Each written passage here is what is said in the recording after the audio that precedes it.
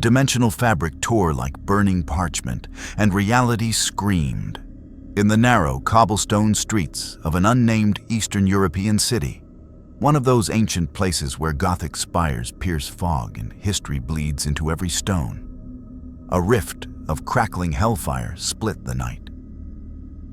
The breach lasted only seconds, but in those seconds, something fell through from another universe entirely.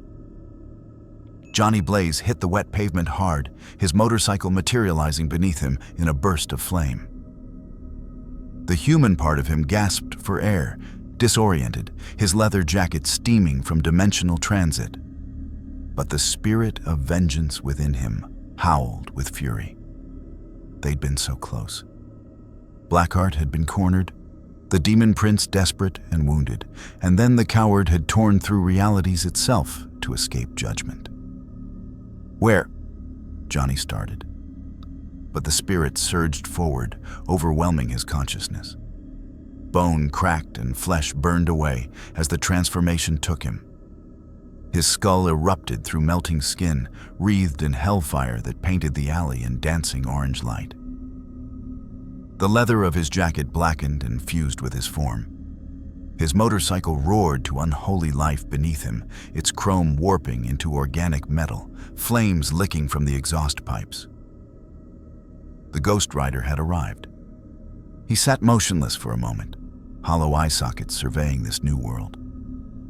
The spirit of vengeance could taste it immediately.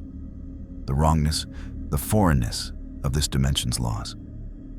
Hell existed here, but it was different, distant. The connection to Mephisto's realm, to Zarathos' source of power, had been severed by the crossing. He could feel his hellfire burning at perhaps 90% of its normal intensity. A minor inconvenience. What mattered more was the guilt. It saturated this city like a fog, thick and ancient and complex. Human guilt he recognized, the usual sins of greed, violence, betrayal. But there was something else, something that tasted of centuries, something immortal. The rider's skull turned slowly, tracking the source. 3 blocks away, underground. The scent of blood, gallons of it, days old but preserved somehow, mixed with something that shouldn't exist. Living corpses, predators that walked in human skin, but were as far from human as the spirit itself. His chain materialized in his skeletal hand, links wreathed in hellfire.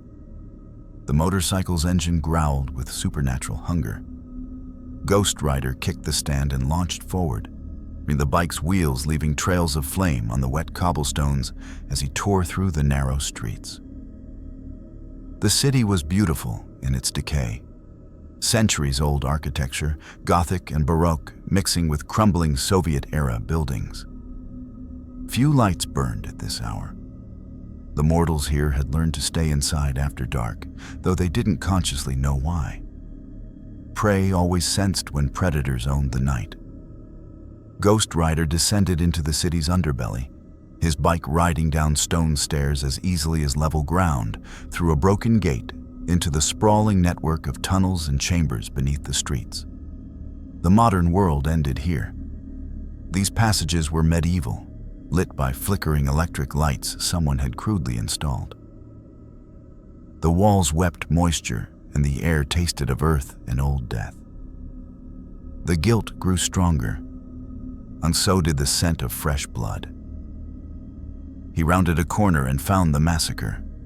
20 bodies. No, not bodies. Corpses torn apart with surgical precision. Humans, young and old, sprawled across a wide chamber that had once been a wine cellar. The killing had been systematic, efficient, almost bored. Slash wounds consistent with claws, some victims drained of blood entirely, others simply dismembered. Children among them, the innocent. The spirit of vengeance roared inside its flaming skull. This was why it existed. This was what it punished. Movement in the shadows. 6 figures stepped into the firelight, cast by Ghost Rider's burning head. They were beautiful in the way poisonous things often are. Pale skin, perfect features, dressed in form-fitting leather and tactical gear. Their eyes reflected the hellfire like a cat's. Yes, and when they smiled, their canines extended into fangs. Vampires. The spirit understood immediately, recognizing their nature if not their specific mythology. The immortal predators this universe had spawned. The lead vampire, a woman with severe features and silver-white hair, regarded Ghost Rider with cool assessment. A death dealer, though he didn't know the title yet. She carried 2 modified pistols loaded with rounds that gleamed silver. "I don't know what you are," she said in accented English, her voice carrying the weight of centuries. "But you've entered a war you don't understand. Leave now, and we might let you live."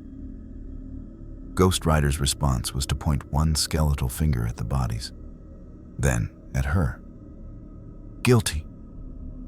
The word came out in 2 voices, Johnny Blaze's human rasp and the spirit's demonic bass, unoverlapping in hideous harmony. The vampire actually laughed. "Guilty. We are death dealers. We are justice itself." These were lycan sympathizers, harboring the dogs who would destroy our people. Their deaths served. Ghost Rider moved. The motorcycle surged forward impossibly fast, and his chain lashed out in a burning arc. The lead vampire barely dodged, supernatural reflexes saving her from decapitation. The chain struck the stone wall behind her and exploded it into superheated fragments. The other 5 scattered with inhuman speed, circling him, weapons drawn. They'd survived centuries of war against the lycans. They were tactical, coordinated, lethal. They were the finest warriors vampire civilization could produce. Ghost Rider caught the nearest one by the throat before it could fire. The vampire shrieked as hellfire crawled up its arm from the point of contact, burning in ways silver and sunlight never could. This wasn't mere physical flame. It consumed the soul itself, peeling away centuries of immortal existence layer by layer. "Look into my eyes," Ghost Rider commanded.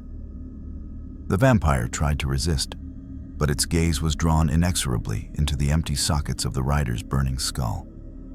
The Penance Stare activated, and 300 years of guilt slammed into the vampire's consciousness all at once. Every kill, every innocent drained, every atrocity justified in the name of the war between species. All of it experienced simultaneously from the victim's perspective. The vampire didn't scream. Its mind simply shattered. It collapsed, technically alive but catatonic. Its soul burned hollow by the weight of its own sins. The other death dealers opened fire. Silver nitrate rounds designed to kill lycans in a single shot peppered Ghost Rider's leather-clad form. They might as well have been throwing pebbles. The rider turned, chain spinning, and advanced. If you want to see more crossover battles and unexpected universe collisions, hit that subscribe button and drop the name of a character and universe you'd want to see in the comments below. Let's explore the infinite together. The Death Dealers realized, in the final seconds before Hellfire found them, that they'd encountered something their immortal war had never prepared them for. Not a vampire, not a lycan, not even a hybrid. Judgment itself, wearing a skull of flame. Above them, in the city proper, alarms began to sound in vampire safe houses across the district. The hunt had begun. The warehouse district on the city's eastern edge had been a vampire stronghold for 2 centuries. Its exterior maintained the appearance of abandoned industrial decay. Rusted metal, broken windows, graffiti-tagged walls. Inside, it was a fortress. Reinforced steel doors, UV-protected chambers, an armory that would make military contractors jealous, and communication systems linking it to every vampire coven across 3 countries. Right now, every screen in the command center showed the same thing. Grainy security footage from the Tunnel Massacre. frozen on a single frame. A skeletal figure wreathed in hellfire, its empty eye sockets burning with unholy light, holding a vampire by the throat as its victim collapsed into catatonia. 16 vampires filled the command center, death dealers, coven administrators, a few elders who'd survived Viktor's purge. They stared at the image in silence that stretched uncomfortably long. Finally, a vampire named Samira, who'd been orchestrating death dealer operations since Selene's defection, spoke. Analysis? Unknown species, reported a younger vampire manning the technical station. Physiology inconsistent with any documented immortal strain. Body temperature exceeds 1200 degrees Celsius. The fire isn't chemical. Electromagnetic readings suggest something else entirely. Witnesses reported appeared through some kind of spatial tear. A hybrid? Suggested another death dealer. Nothing like Selene? Samira replied coldly. This is something other. Look at what it did to Andreas. She gestured to the frozen frame showing the catatonic vampire. Not dead. Worse than dead. His mind is gone. I've seen the medical scans. Complete neural collapse, but his body still functions. He's breathing, heart beating, but there's nothing left inside. How is that possible? An elder asked. We've survived decapitation if reattached quickly enough. We've endured silver, UV exposure, even lycan bites. What weapon could destroy the mind while leaving the body intact? Samira's jaw tightened. I don't know. But it killed 4 death dealers in 30 seconds, then vanished before reinforcements arrived. Whatever this creature is, it's hunting us. Did it take the lycan sympathizers? Someone asked. It ignored them, left them dead where we'd placed them. It came for us specifically. She paused, then added with careful emphasis. It called Andreas guilty before it attacked. The room erupted into argument. The theories flew. A new lycan bioweapon, a rogue hybrid, some forgotten vampire bloodline seeking revenge, a military experiment gone wrong. Samira let them talk for 30 seconds before slamming her fist on the console, cracking the reinforced plastic. Enough. We don't know what it is. We know what it does. It kills vampires with fire that burns hotter than anything we've encountered. It's fast, strong, and appears immune to our weapons. We also know. She pulled up another feed showing the creature's exit trajectory. That it's still in the city, still hunting. We should evacuate, an administrator suggested. Consolidate in the Budapest stronghold until evacuate? Samira's voice could have frozen blood. We are death dealers. We've fought the lycan scourge for centuries. We don't run from a single creature, no matter how unusual. We adapt, we hunt, we kill. She pulled up a tactical map of the city, marking vampire positions in red and known lycan territories in blue. The creature is operating in the old quarter, which puts it, she traced a finger across the screen, exactly between our positions and the lycan stronghold in the industrial sector. One of the elders, a vampire named Cassius, who'd survived the war against Lucian himself, leaned forward with interest. You think it might attack the lycans as well? It called Andreas guilty for killing humans. The lycans have killed thousands more, mostly our kind, but plenty of humans caught in crossfire. If this thing is some kind of moral arbiter. She trailed off, uncomfortable even saying it. Vampires didn't believe in divine judgment. They were the apex predators beyond such primitive concepts. We should observe, Cassius decided. Deploy scouts, not assault teams. Let's see if this creature targets the dogs as well. If it does, perhaps we can use it. And if it comes for us again? a younger death dealer asked. Then we show it what 600 years of perfected killing looks like, Samira said coldly. 3 kilometers away, in the industrial sector's maze of abandoned factories and chemical plants, the lycan stronghold operated on a completely different philosophy. Where vampires favored gothic elegance and centuries of tradition, the lycans built for function, reinforced concrete bunkers, escape tunnels, weapons forged from silver-free metals, and enough firepower to hold off a death dealer assault. The pack leader, a massive lycan named Mikhail, who'd fought in both human and beast form through 3 wars, and listened to his lieutenant's report with growing unease. Vampires are pulling back from the old quarter. All death dealer patrols have been recalled to defensive positions. Something has them spooked. They don't spook, Mikhail growled. Even in human form, his voice carried the rumble of the beast beneath. What happened? 4 death dealers killed. Not by us. We haven't had an operation in that sector for weeks. But something tore through one of their hunter-killer teams like they were pups. Surveillance shows the vampires didn't even recover the bodies. They ran. The assembled lycans exchanged glances. Death dealers didn't retreat. They were fanatic in their persecution of the lycan species, pursuing vendettas across decades without mercy or hesitation. Well, show me. The lieutenant pulled up footage from one of their concealed cameras. Lycans had learned long ago to monitor vampire territories. The image quality was poor, shot from a rooftop 300 meters away, but it showed enough. A figure on a motorcycle, wreathed in flames, entering the tunnels. Minutes later, an explosion of light from underground. Then 4 vampires fleeing in absolute terror from something that pursued them on wheels of fire. The last frame before the footage cut out showed the figure clearly for just a moment. A skeleton, burning, alive. What in hell? Mikhail whispered.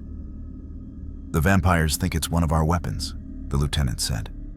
A bioweapon or a new strain. They're mobilizing for retaliation. They think we did this. We don't have anything like this. Nothing even close. Mikhail stared at the frozen image, and for the first time in decades, he felt something he'd learned to suppress during the endless war. Fear, not of death. Lycans made peace with mortality, but fear of the unknown. This isn't from our world. Then what is it? Before Mikhail could answer, every light in the stronghold flickered. Once, twice. Then the temperature began to rise. Lycans had enhanced senses, and they smelled it before they saw it. Smoke, but not wood smoke or chemical fire. Something older, something wrong. The main entrance's reinforced door began to glow cherry red at its center.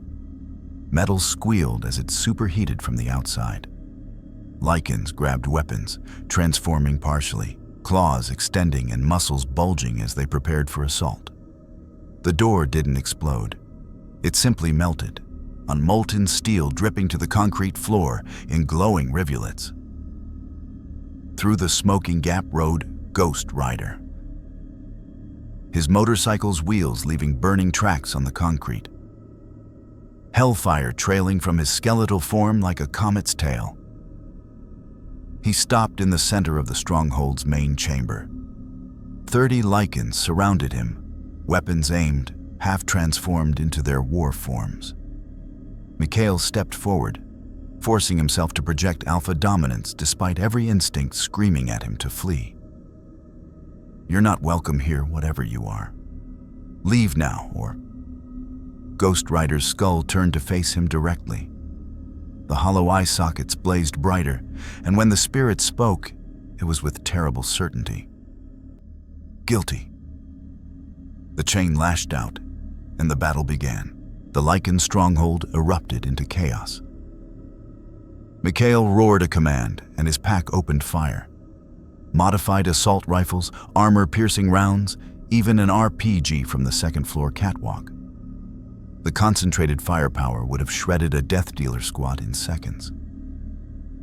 Ghost Rider sat motionless on his motorcycle as bullets sparked off his leather jacket and skeletal frame, each round flattening or ricocheting without leaving a mark.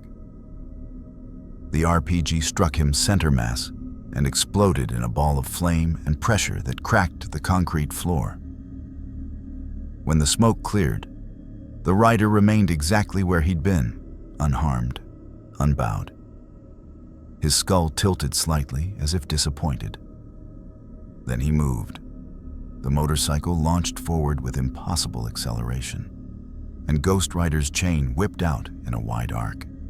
3 lycans caught in its path screamed as hellfire wrapped around them, burning through fur and flesh to something deeper. They collapsed, not dead, but writhing, their bodies reverting to human form as the fire consumed something essential within them. "Spread out, don't let it corner you," Mikhail bellowed, his own transformation completing. His human frame expanded, bones cracking and reforming as thick black fur erupted across his body. His face elongated into a lupine muzzle filled with teeth designed to tear through vampire flesh. 8 feet of predatory muscle and rage, backed by 2 centuries of survival instinct. He lunged at Ghost Rider with speed that blurred. His claws raked across the rider's chest, actually tearing through the leather, scoring the bone beneath. For a moment, triumph flared. He could be hurt. But the skeletal hand caught Mikhail's throat mid-strike and lifted him off the ground with casual strength that exceeded even an elder vampire's.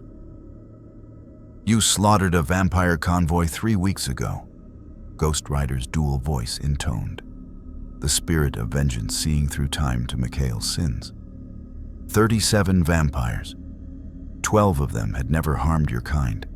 3 were children, newly turned, who didn't even know what they'd become. "They were vampires," Mikhail snarled, claws scrabbling uselessly at the burning skeletal hand. "They would have grown into Death Dealers. They would have hunted us. Guilty." Ghost Rider threw him across the chamber. Mikhail crashed through a support pillar, concrete exploding around him. He rolled to his feet, regeneration already knitting fractured ribs. But the rider was already engaging 6 more lycans who'd coordinated a simultaneous assault from multiple angles. They were skilled. Generations of warfare had honed the lycans into perfect pack hunters. They moved as one organism, striking high and low, forcing the target to choose which attack to counter. Against vampires, this tactic had won battles. Against Ghost Rider, it was like attacking a forest fire with claws. The chain became a living weapon, wrapping around one lycan's leg and yanking him into the path of his packmate's strike. Ghost Rider's skeletal fist broke another lycan's jaw with a blow that sent teeth flying. His other hand caught a third lycan's claws mid-swipe and held them in place, while Hellfire crawled up the attacker's arms. The lycan's enhanced healing factor fought the unholy flames, and a tissue regenerating and burning in a horrific cycle until the spirit released him to collapse in agony. "He's toying with us," someone shouted from the upper level. Not toying, teaching. The spirit of vengeance wanted them to understand what they faced. Wanted them to know that their war, their justifications, their revenge, their survival instinct meant nothing to divine judgment. Mikhail charged again, this time leading with a feint. He was old, experienced, had killed hundreds of vampires through cunning rather than pure strength. He dropped low at the last second, going for the legs instead of the torso, trying to topple the rider. Ghost Rider's boot caught him in the muzzle with piledriver force. Bone crunched, and Mikhail's vision whited out. He felt himself being dragged across the floor, felt the searing heat of hellfire close to his face. And then, "Look into my eyes." Mikhail tried to resist, tried to close his eyes, turn away, anything. But the Penance Stare was inevitable. His gaze locked with those empty, burning sockets, and 200 years of accumulated guilt crashed down on him like a physical weight. He felt every vampire he'd killed, justified or not. Felt the terror of the newly turned children who died confused and afraid. Felt the agony of the death dealers he'd torn apart, who had been fighting in their own twisted way to protect their species. Felt the humans caught in crossfire, dismissed as acceptable losses. Felt the fellow lycans he'd ordered to their deaths in missions that served his ambition more than the pack's survival. Every single sin. Mikhail's scream was barely human. It echoed through the stronghold as the pack leader's consciousness shattered under the weight of his own darkness. Ghost Rider released him, and Mikhail collapsed, body reverting to human form, eyes vacant and staring. The remaining lycans fell back, their alpha broken, their weapons useless, their legendary ferocity meaningless against something that didn't play by the rules of their eternal war. Ghost Rider stood amid the carnage, 8 lycans down, none dead but all broken in ways that might never heal, and surveyed the survivors with that burning skull. His chain retracted, wrapping around his skeletal arm, still smoking with residual hellfire. "Your war ends," the dual voice declared. "All of you, vampire and lycan alike. You have murdered in the name of survival, justice, revenge. You have killed innocents. But you have forgotten that immortality does not grant immunity from judgment." A young lycan, barely more than a pup, transformed for perhaps the second time in his life, whimpered from behind an overturned table. What are you?" Ghost Rider's skull turned toward the sound. For a moment, just a moment, Johnny Blaze's human consciousness surged forward, seeing the terrified kid and remembering what it felt like to be damned for someone else's choices. "I am the Ghost Rider," came the answer. And this time, it was purely Blaze's voice, rough with sympathy despite the spirit's rage. "And you should run." The motorcycle roared to life beneath him. Ghost Rider turned toward the melted entrance, pausing only to look back at the survivors. "Tell your people, tell the vampires. Judgment has come to your war. The guilty will burn." He launched through the opening, wheels leaving trails of fire as he ascended the exit ramp impossibly fast, riding up walls and across the ceiling before bursting into the night. The sound of his engine echoed through the industrial sector like a demon's laugh. In the stronghold, the lycans stared at their broken alpha, at their wounded packmates, at the scorch marks that decorated every surface. The war between vampire and lycan had raged for centuries with clear rules and understood boundaries. Ghost Rider recognized no such boundaries. Within the hour, encrypted communications flew between lycan packs and vampire covens across 3 countries. The message was identical, impossible to believe, but verified by too many witnesses to dismiss. Something new had entered their world, something that hunted both sides with equal fervor, something that judged them not by species, but by sin. And it was still hunting. Selene moved through the city's rooftops with the fluid grace of a predator that had mastered urban terrain over 6 centuries. Her hybrid physiology gave her advantages neither pure vampire nor pure lycan possessed. The vampire's refined control combined with the lycan's raw power, all without the traditional weaknesses of either species.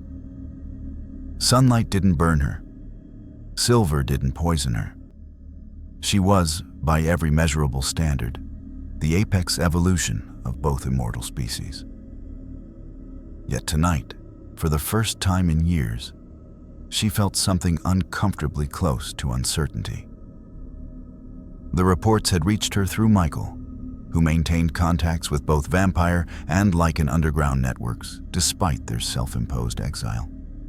4 death dealers killed in the tunnels, 8 lycans broken in their own stronghold, the Alpha Mikhail reduced to a catatonic shell, and everywhere the same description: a burning skeleton on a motorcycle, wielding fire that consumed more than flesh. Selene had dismissed it initially as exaggeration born of panic. Both factions were prone to hysteria when facing unknown threats. But then Michael had shown her the security footage, grainy, distant, but unmistakable. A figure wreathed in flames, moving with purpose and terrible power, leaving destruction in its wake. She'd seen many things in 600 years. She'd witnessed the creation of the first hybrid.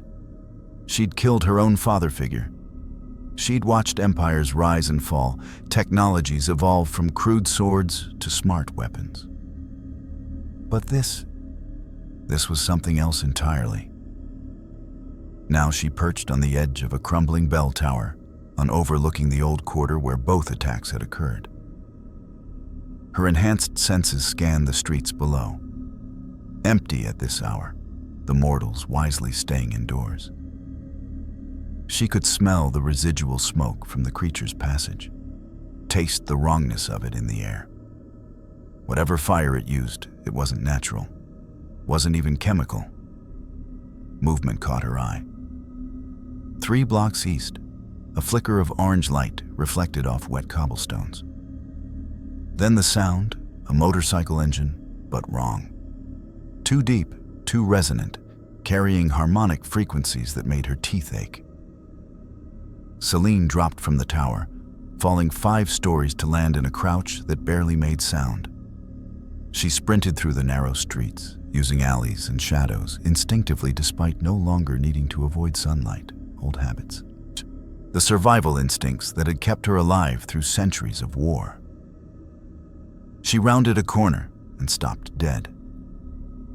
The creature sat motionless on its motorcycle in the center of a small plaza, surrounded by ancient buildings that leaned toward each other like conspirators. The bike's engine idled with that unnatural rumble. Flames licked from the exhaust pipes, from the wheels, from the rider himself. The skeleton's head turned slowly, surveying the area with empty sockets that somehow conveyed awareness, intelligence, purpose. It was looking for something. Hunting. Selene's hand moved to the modified pistol at her hip, her signature weapon, loaded with silver nitrate rounds that could drop a lycan or seriously wound a vampire. She knew instantly it would be useless against this thing. But old habits died hard, and the skull snapped toward her with predatory precision. Those burning eye sockets locked onto her position in the shadows 30 meters away. Selene didn't breathe, didn't need to, really. But she froze anyway, every combat instinct screaming conflicting messages. Fight, flee, assess, survive. Ghost Rider's skeletal hand gripped the motorcycle's throttle. The engine note changed, building toward a roar. He was going to charge. Selene moved first. She burst from the shadows with hybrid speed, not attacking but flanking, using her velocity to circle the plaza's perimeter. If it wanted to fight, she'd choose the terms.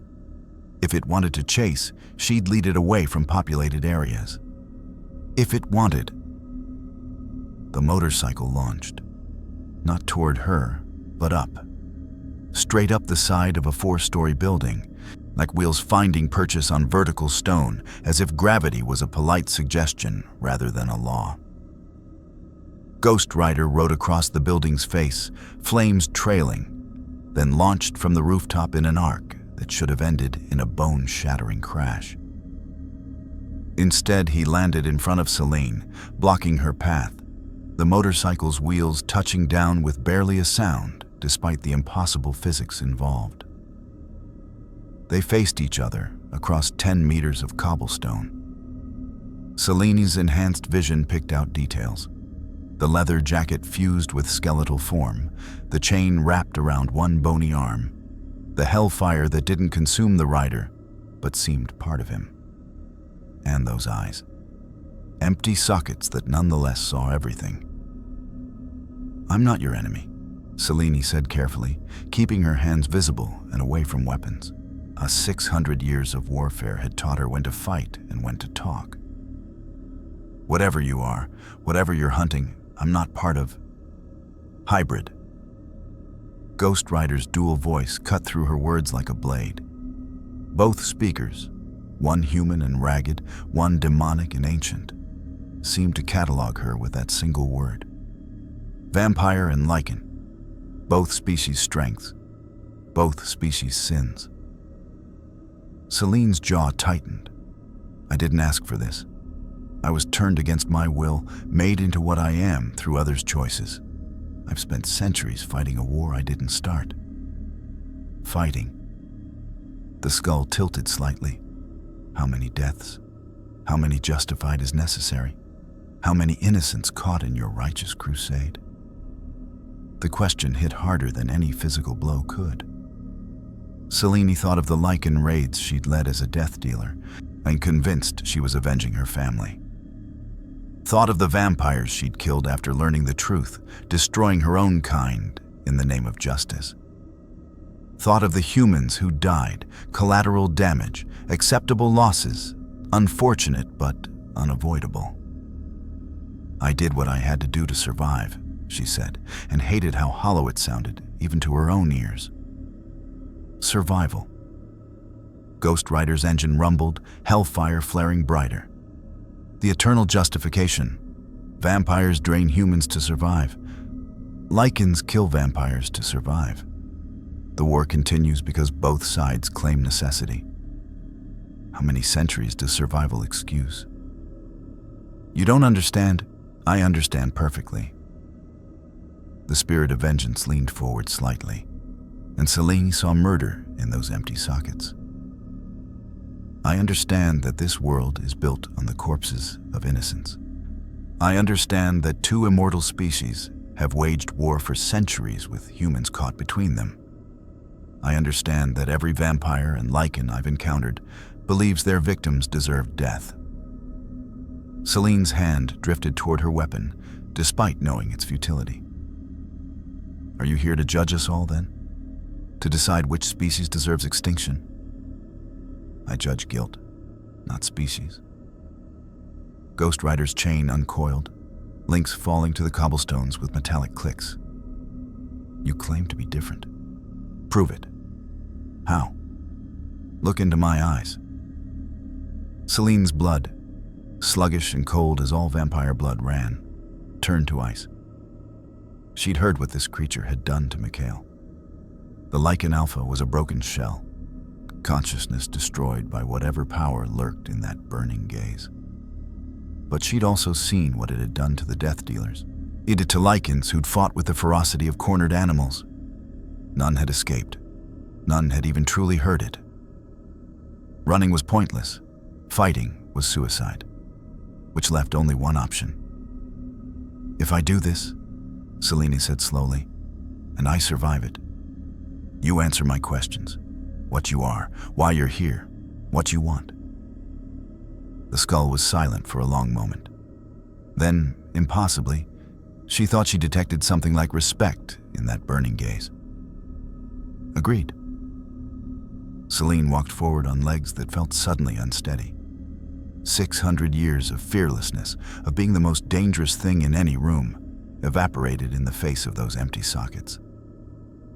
She stopped 3 feet from Ghost Rider, close enough to feel the heat radiating from his burning skull. Close enough to smell sulfur and ash and something older than either.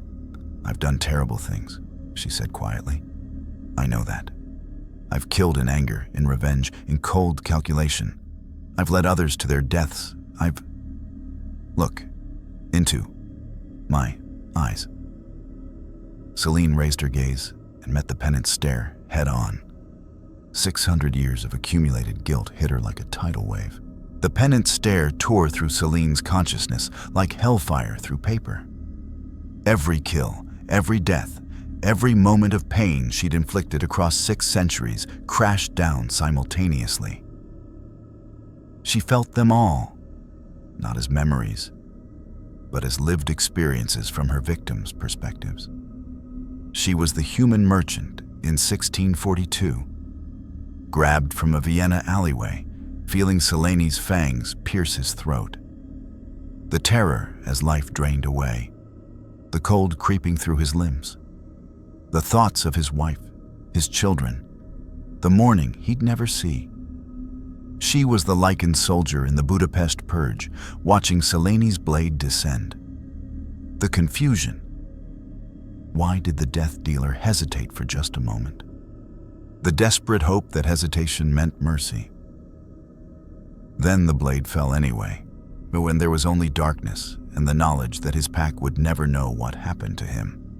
She was Viktor, feeling the sword pierce his chest. The betrayal, his own daughter, the one he'd raised and molded. The rage, the understanding too late that his lies had created this moment. The regret buried under centuries of pride finally surfacing as consciousness faded. She was Lucian, watching Selene lower her weapon in that final confrontation. The wary respect, the hope that maybe, finally, one vampire saw beyond the war. Then watching that hope crumble as she walked away, leaving him to face his fate alone. She was Andreas, the death dealer in the tunnels, experiencing his own penance stare through Selene's eyes. The recursive horror of judgment within judgment. Guilt reflecting infinitely, like mirrors facing mirrors. And she was Michael, feeling the bite that transformed him. The violation, the loss of humanity, the acceptance of monstrous power he'd never asked for. The love for her tangled with the knowledge that she'd cursed him to immortal existence without his consent. Hundreds more, thousands. 6 centuries of killing compressed into seconds of absolute understanding. Every justified death, every necessary execution, every act of war, all of them stripped of context and righteousness, reduced to their fundamental truth. Pain inflicted, lives ended, souls destroyed. Selene screamed. It was a sound that should have shattered the windows of surrounding buildings, raw and primal and anguished. She fell to her knees on the wet cobblestones, hands pressed to her head as if she could physically hold her fragmenting consciousness together.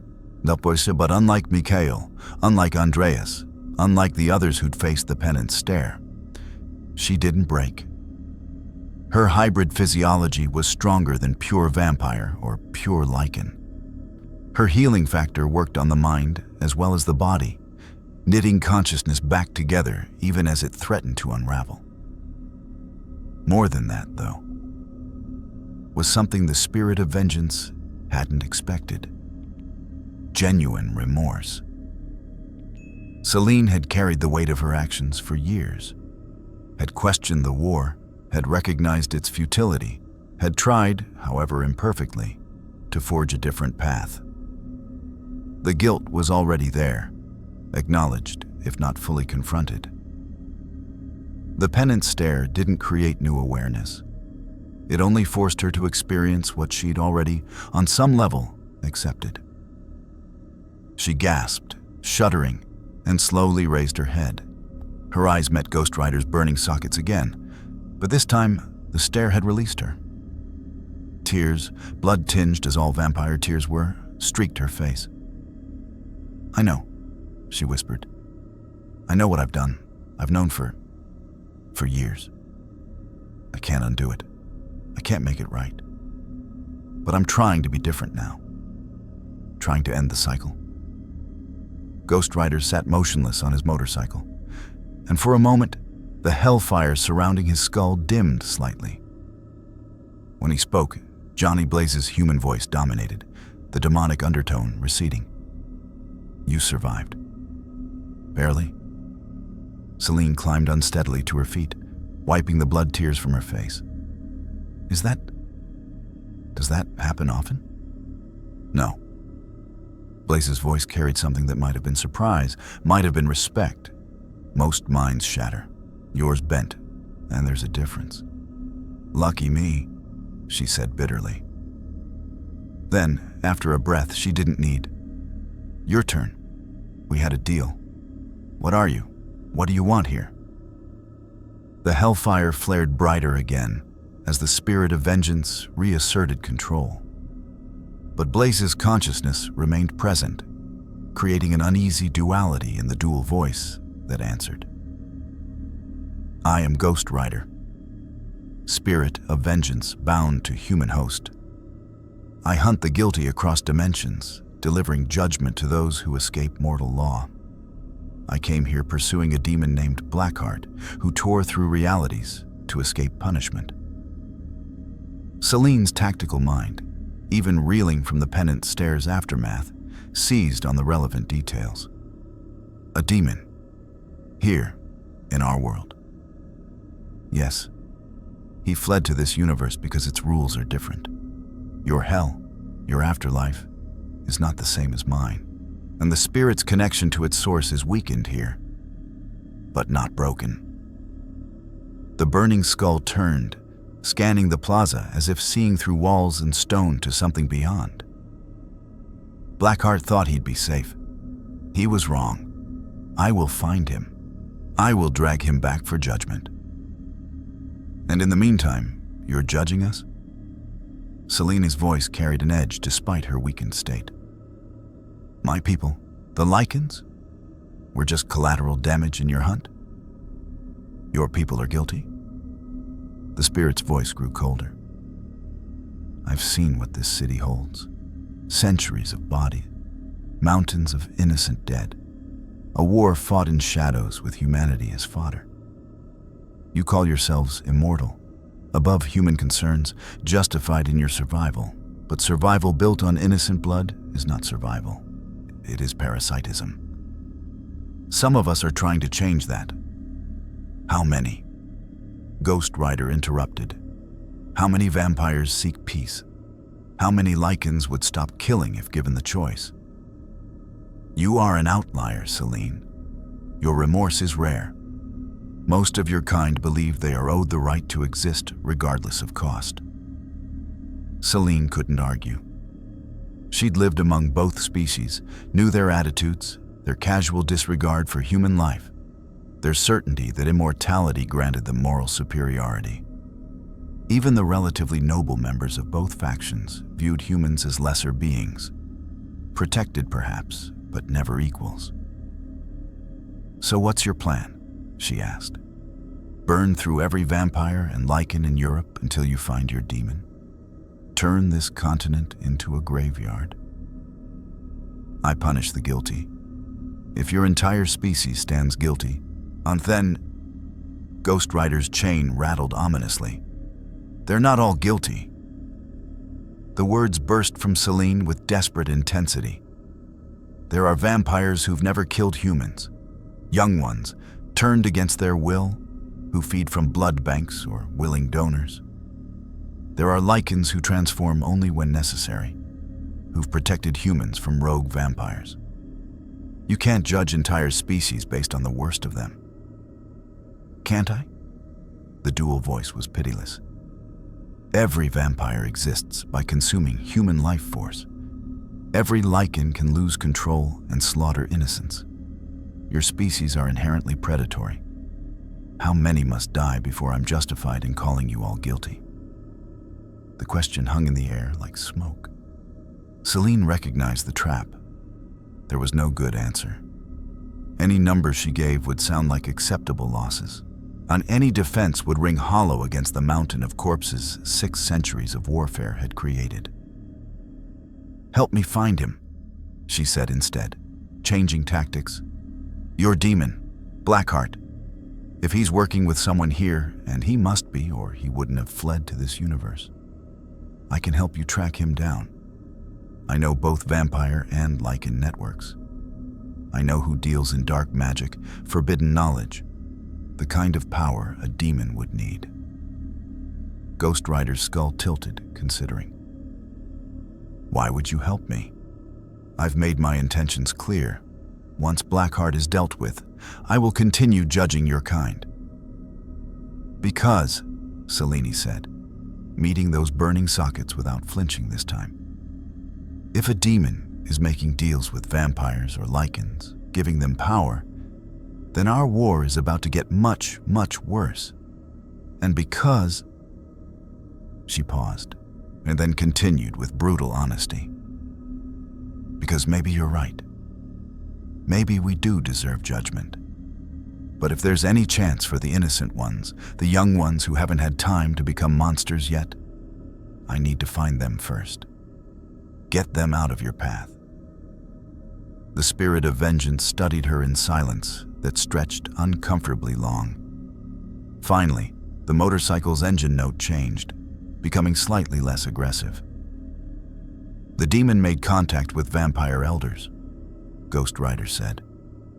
I can smell his taint on the tunnels where I found the death dealers. He's offering them something. Power, knowledge, a weapon against me perhaps, or against their enemies. Either way, he's corrupting both sides of your war for his own purposes. Selene's expression hardened. The elders, of course. They'd deal with anything if it promised them an advantage. Do you know which coven? No, but they will find me soon enough. The guilty always do. They cannot help but reveal themselves when judgment approaches. That's not a plan. That's just waiting for them to attack you. It has worked for centuries. Selene wanted to scream. The creature was impossibly powerful, but tactically naive, at least in this world. It didn't understand the complexity of vampire politics, the layers of deception and manipulation that defined immortal society. It thought in terms of absolutes, guilty or innocent, punish or spare.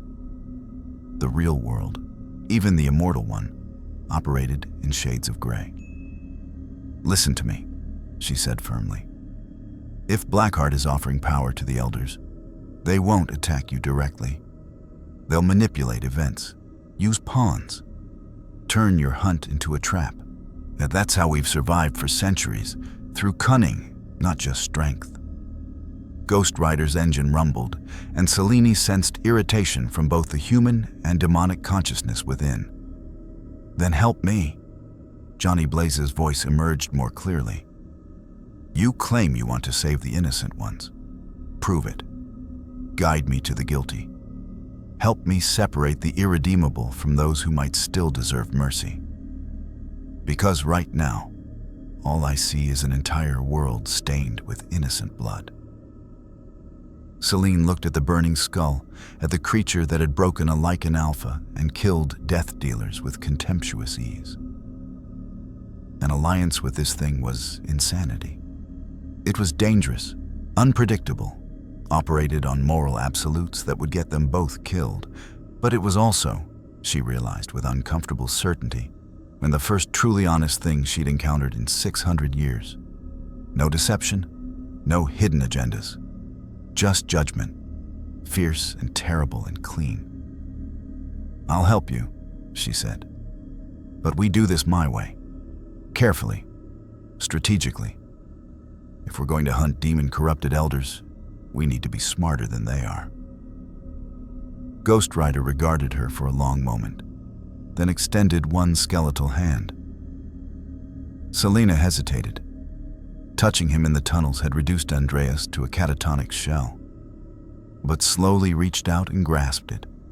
The Hellfire licked at her skin but didn't burn, merely warm, acknowledging her as something other than enemy. Partners, then, Blaze's voice said, until the demon is dead and the truly guilty are punished. Partners? Selene agreed, though she suspected she'd just made a deal that might doom them all. Above them, as in the darkened windows of surrounding buildings, hidden watchers from both vampire and lycan factions observed the impossible. Selene, the hybrid traitor, shaking hands with the burning demon that hunted them all. Within the hour, word would spread. The war was about to change. The emergency gathering took place in a location few vampires even knew existed. A chamber carved into bedrock, 200 feet beneath a 14th century monastery in the Carpathian foothills. The monastery above, had been abandoned for decades, left to crumble as a decoy, while the true power center thrived in darkness below. 7 vampires sat around an obsidian table that predated most European civilizations. These were not death dealers or coven administrators. These were the survivors. Vampires old enough to remember when Viktor had been young, when Marcus Corvinus had still walked openly among his children, when the lycan uprising had been an unthinkable impossibility. They called themselves the Covenant, though no official records acknowledged their existence. When Viktor and the other elders had ruled openly, the Covenant had operated in shadows, preserving knowledge too dangerous for common vampires, making decisions too ruthless even for death dealers to execute. Now, with the elders dead or scattered and vampire civilization fracturing, the Covenant had emerged from hiding to guide their species through the chaos. Samira sat at the table's foot, the only death dealer present, included for her tactical expertise and recent field experience. She'd argued against coming. Every instinct screamed that gathering the most powerful vampires in one location while the burning creature hunted was suicidal. But the Covenant had summoned her, and one did not refuse the Covenant. At the table's head sat Viktor, ancient even by vampire standards, his features carved with the weight of 18 centuries. He'd been a Roman soldier when turned, or had advised Charlemagne through a human proxy, had orchestrated the Black Death spread to reduce human populations to manageable levels. His hands, folded calmly on the table, had signed execution orders for thousands. The creature has allied with Selene, Viktor stated without preamble, his voice carrying aristocratic diction from forgotten centuries. Our watchers confirmed it 3 hours ago. They made physical contact without violence. They spoke at length. They departed together. Selene is a traitor, spat Castor, a Greek vampire nearly as old as Viktor. Her alliance means nothing. She has no coven, no resources, no influence. She has something more valuable, countered Alara, an Egyptian vampire whose painted eyes and elaborate jewelry suggested origins in the pharaonic courts. She has survived every faction that's hunted her. She adapts, she learns, and now she teaches the creature. What could she possibly teach it? Samira asked. I've seen what it does.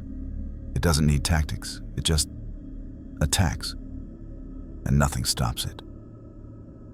Nothing has stopped it yet, Viktor corrected. There is a difference.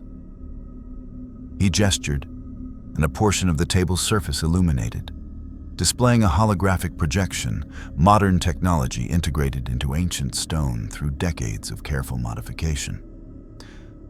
The image showed Ghost Rider, frozen mid-attack in the lycan stronghold. Analysis of all recorded encounters reveals patterns, Viktor continued. The creature is powerful, but not omniscient. It hunts reactively, moving toward concentrations of guilt. It lacks strategic vision.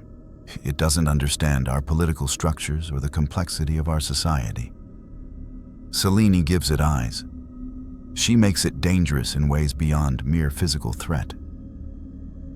Then we kill Selene, Castor said flatly. Remove the guide, and the creature is simply a blunt instrument we can avoid. We've been trying to kill Selene for years, Samira reminded him coldly. She's a hybrid, stronger than any of us, faster, no conventional weaknesses. And now she's allied with something that killed 4 of my best death dealers in 30 seconds. Silence settled over the table. Even these ancient vampires, who'd seen civilizations rise and fall, who'd orchestrated genocides and manipulated empires, felt the cold touch of uncertainty. There is another option, a new voice said from the chamber's darkest corner. Every vampire at the table turned. A figure emerged from shadows that seemed deeper than mere absence of light. Shadows that moved with independent will, that suggested depths beyond 3 dimensions. The figure was humanoid, but wrong. Its proportions slightly off, its movements too fluid, as if it existed slightly outside normal space. Blackheart stepped into the light of the obsidian table, and the temperature dropped 10 degrees. He appeared young, early 20s in mortal terms, with pale skin and dark hair that absorbed light rather than reflecting it. His eyes were black from edge to edge, no whites visible, and when he smiled, there were too many teeth. He wore a suit that cost more than most humans earned in a lifetime, perfectly tailored to a body that was merely a shell for something infinitely older and vastly more terrible. "You," Viktor breathed, and for the first time in a millennium, he felt something approaching fear. "Me," Blackheart agreed, his voice carrying harmonics that made the stone walls vibrate. "Your prayers were heard. Your desperation was noted. I come offering solutions." "We made no prayers to you, demon," Alara said, though her hand trembled slightly as she spoke. "We serve no dark powers. We are our own masters." Blackheart laughed, and the sound carried echoes of screaming. "You've been serving dark powers since your first kill. Every human you've drained, every innocent you've murdered for convenience or pleasure, all of it feeds the darkness. You just never realized you were part of something larger." He leaned forward, hands flat on the obsidian table. "But I'm not here to debate theology. I'm here because we share an enemy." "The burning creature," Viktor said carefully. "You know what it is. I know him intimately. Ghost Rider, spirit of vengeance, divine instrument of punishment for those who escape mortal justice." Blackheart's smile widened impossibly. "He's been hunting me across dimensions. Persistent bastard, I'll give him that. I fled here thinking this universe's different rules would weaken him. I was partially right. He's operating at perhaps 90% capacity. But 90% is still enough to slaughter all of you." "Then why approach us?" Samira demanded. "If we're doomed, what do you gain?" "You're not doomed. You're useful." Blackheart straightened, and darkness seemed to coil around him like living smoke. Ghost Rider has one fundamental weakness: his human host, Johnny Blaze, and the man trapped inside that burning skull. Blaze has a conscience, a moral code, limitations the spirit of vengeance doesn't share. When the spirit judges, it is absolute.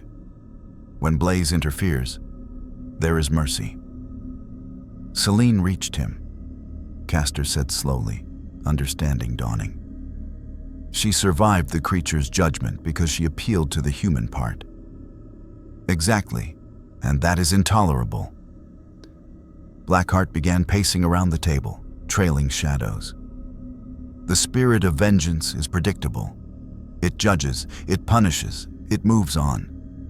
But Blaze makes it think, makes it question, makes it form alliances with traitors like Selene. He's corrupting the pure function of divine wrath with human weakness. "You want us to separate them," Viktor said. "Remove the human host from the spirit. I want you to help me destroy the human completely, annihilate Blaze's consciousness so thoroughly that only the spirit remains. And a spirit without human anchor, without moral compass, without mercy." Blackheart's smile became something that hurt to look at directly. "That is a weapon. One I can control. One I can turn against my enemies across all dimensions." The vampires exchanged glances. The implications were staggering and terrifying.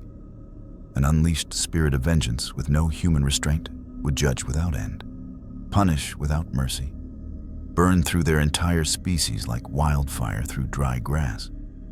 "Why would we help you create such a monster?" Alara asked. "Because I'll give you power to survive it." Blackheart's hand moved in a complex gesture, and the darkness around him solidified into visible forms. ancient symbols, demonic script, a formulae that predated human language. I can teach you to hide from divine judgment, to mask your guilt, to walk unseen by holy wrath. The Spirit judges sin, but sin can be obscured, buried, made invisible to even divine sight. In exchange for helping you enslave a divine instrument, Viktor said flatly. In exchange for your survival, Blackheart corrected. Make no mistake, Ghost Rider will not stop. He will hunt every vampire, every lycan, everyone in this world who spilled innocent blood. Which, if we're being honest, is all of you. Your only choices are die with dignity or live with compromise. Samira spoke up, her tactical mind seeing the flaw. Even if we agree, which I'm not saying we do, how do we separate the human from the spirit? From what I've seen, they're fused, integrated. They are. But fusion can be broken with sufficient trauma. Blackheart's eyes gleamed with malicious intelligence. The spirit of vengeance is bound by rules, by cosmic law. But Johnny Blaze is just a man with fears, weaknesses, pressure points. We don't need to overpower Ghost Rider. We need to break Johnny Blaze so completely that he surrenders, that he lets go, that he leaves the spirit to operate alone. How? Viktor demanded. Blackheart's smile returned, and this time it carried genuine pleasure. By taking away everything that makes him hold on. His hope, his purpose, his reason for fighting. We make him watch as this world burns. We make him complicit in atrocities he cannot prevent. We break his spirit by forcing him to witness the consequences of his hunt. And when he finally gives up, when he stops fighting the spirit's absolute judgment, Blackheart spread his hands. I take what remains. The chamber fell silent. What Blackheart proposed was monstrous, even by vampire standards. Psychological torture on a cosmic scale, the deliberate destruction of a human soul to weaponize divine power. It was also, several vampires realized simultaneously, probably the only plan that had any chance of working. What do you need from us? Viktor asked quietly, and Samira's head snapped toward him in shock. The ancient vampire was actually considering this. 3 things, Blackheart said, counting on fingers that seemed to have too many joints. First, bait. We need to draw Ghost Rider into a trap, something he cannot ignore, cannot refuse to judge. A massacre large enough and terrible enough that even Selene's counsel to be strategic will be overruled by the spirit's rage. You want us to slaughter humans, Castor said, on a massive scale. I want you to stage the single worst atrocity this city has ever seen. Something that makes your centuries of war look civilized by comparison. Ghost Rider will come. He won't be able to help himself. Second, Viktor prompted. Leverage against Selene. She's the anchor keeping Blaze rational. We need to remove her from the equation. Capture her if possible. Kill her if necessary. But get her away from Ghost Rider before we spring the trap. And third, Blackheart's smile became predatory. There's a place in this city, old, consecrated by faiths older than Christianity, built on a convergence of ley lines, dimensional weak points, spiritual energy. Your ancestors built the monastery above it to contain what lay beneath. I need access to that place, and I need you to help me prepare it for a ritual that will shatter the bonds between human and spirit. The monastery above us, Ilara said slowly. You're talking about the catacombs, the sealed chambers. Those have been forbidden for 8 centuries. What's down there is exactly what I need, Blackheart interrupted. Your ancestors sealed it because they feared it. I embrace it. And once Ghost Rider is inside, once the ritual begins, There will be no escape for Johnny Blaze. Only the spirit will emerge. Freed, unleashed, mine. Viktor stood slowly, and the other vampires followed his lead. The ancient vampire's face was carved with centuries of ruthless decisions, of calculated atrocities, of survival prioritized above all else. If we do this, he said carefully, you swear that we will be protected, that the unleashed spirit will not judge us. I swear it on my father's name, Blackheart said, and the words carried weight that made the chamber's foundations tremble. Mephisto himself bears witness to this covenant. Those who serve me will walk unseen by divine wrath. Then we have an accord. Viktor extended his hand, and after a moment's hesitation, Blackheart grasped it.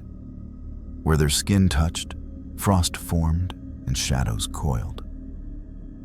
Samira watched in horror as the Covenant made a deal with literal demon.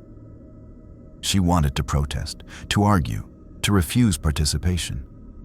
But she'd been a death dealer for 2 centuries. She'd followed orders that sickened her soul. She'd killed innocents because her superiors deemed it necessary. And this was just one more compromise in a life built on them. When do we begin? She heard herself ask. Blackheart's smile promised damnation. Tonight, by dawn, this city will run red, and Ghost Rider will come burning into our trap, dragging Johnny Blaze toward oblivion.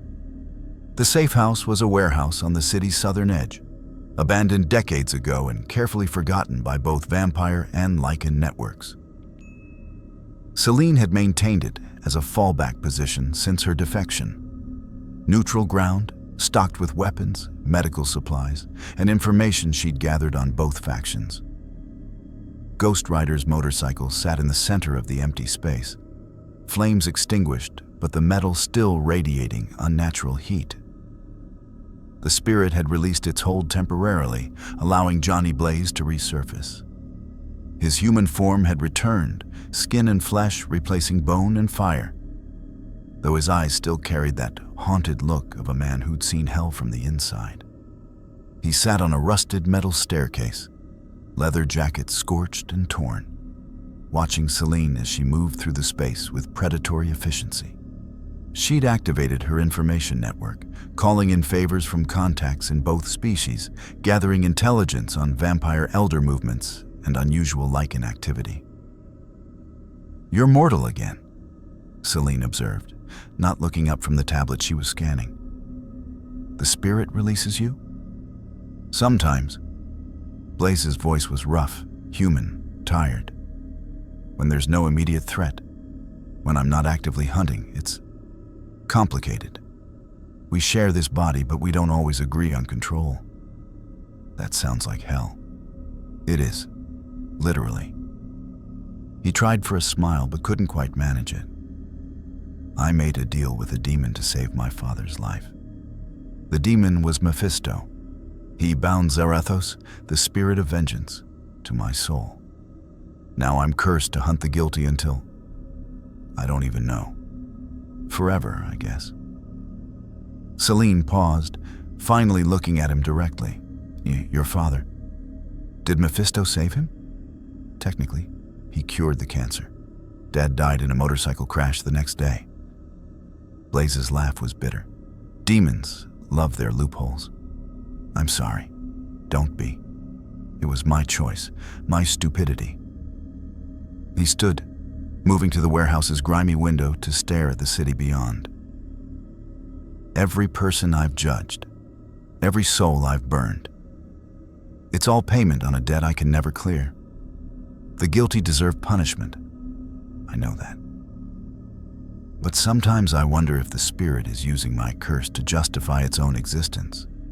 If it needs me to keep hunting so it has purpose. You think it's using you? I think we're using each other.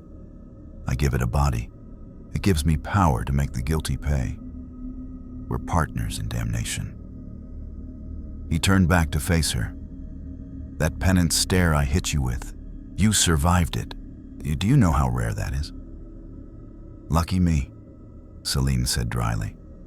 No, not luck, strength, and something else. Blaze crossed to her, his human eyes searching hers. You felt genuine remorse. The stare breaks people who can't accept what they've done, who've built entire identities on justifying their actions. You'd already judged yourself.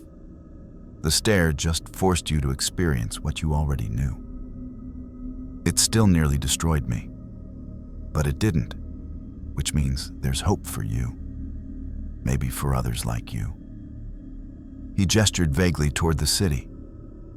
Out there, how many vampires and lycans actually feel remorse? How many would survive the Penance Stare because they've already confronted their guilt? Selene considered the question carefully. Honestly, very few. Most of my kind are centuries old. They've had to justify their survival so many times, build so many rationalizations, that they genuinely believe they're morally superior. The lycans are better, more human in their psychology, but even they've hardened into believing the war justifies any action. Then they're all guilty, all damned. Blaze's expression darkened. The spirit wants to burn through this entire world. Every vampire, every lycan. Start fresh, and He trailed off, conflict clear on his face. You think it might be right, Selene finished. I think it might be necessary, which isn't the same as right. But it's close enough to keep me awake at night. He ran a hand through his hair, frustration evident. Back in my world, the guilty hide. They're scattered, hard to find. Here, you're all in one place, an entire civilization built on innocent blood. The spirit has never had a target this concentrated, this obvious. It's taking everything I have to keep it from just burning everything. Before Selene could respond, her tablet chimed urgently. She glanced at the screen, and her expression went cold. We have a problem. Blaze moved to look over her shoulder. The tablet displayed a news feed. Human media, the kind that usually ignored the immortal war or dismissed it as gang violence. But this was too big to ignore. Breaking: mass casualty event in city center. Early reports suggest 50+ dead, hundreds wounded. Authorities responding to what witnesses describe as coordinated attack by unknown assailants. The feed cut to shaky smartphone footage. Selene and Blaze watched in silence as the horror unfolded. When the attack had hit the city's main square during evening hours, when hundreds of humans gathered in cafes and shops. The assailants moved with supernatural speed, appearing as blurs in the footage. Systematic slaughter, throats torn, bodies drained, victims left in spreading pools of blood. No attempt at concealment, no pretense of secrecy. Vampires, dozens of them, killing openly, proudly, turning the square into an abattoir. Jesus Christ, Blaze whispered. The footage continued. Lycans had joined the attack, the two species working together for the first time in centuries. They'd transformed openly, massive werewolves tearing through crowds while vampires drained victims with clinical efficiency. The humans had panicked, stampeded, trampled each other trying to escape. The death toll was climbing. Selene's hands were shaking. Oh, this isn't possible. Vampires and lycans don't work together, ever. The war is over, Blaze said grimly. At least temporarily. They've united against a common enemy. You. Us. He met her eyes. They're making a statement, showing me what happens when I push them into a corner. They're saying, hunt us and we'll burn the world. The tablet chimed again. A new message sent to Selene's encrypted channel. She opened it, and her blood ran cold at the words. Hybrid traitor and burning demon, you wanted our attention. You have it. Come to Cathedral Square, come stop the killing, or watch as we slaughter every human in this city. You have 1 hour. The Covenant. "It's a trap," Selene said immediately. "They're baiting us. They know we can't ignore this, but they'll be ready. Probably have every death dealer and lycan soldier waiting." Blaze felt the spirit stirring within him, responding to the innocent blood being spilled. The rage was building, the hellfire burning hotter in his chest. The transformation was coming whether he wanted it or not. "I don't care if it's a trap," he growled, and his voice already carried that demonic undertone. "Those people are dying right now. Every second we wait gets more humans killed, I know." Selene grabbed his arm, forcing him to focus. "But rushing in blind is exactly what they want. They've studied you. They know how you react. They'll use your righteousness against you." "Then what do you suggest?" The dual voice was emerging fully now, flesh beginning to smoke as the transformation started. "Let them keep killing while we strategize?" "No, we split up." Selene's tactical mind was racing, calculating odds, analyzing the trap's structure.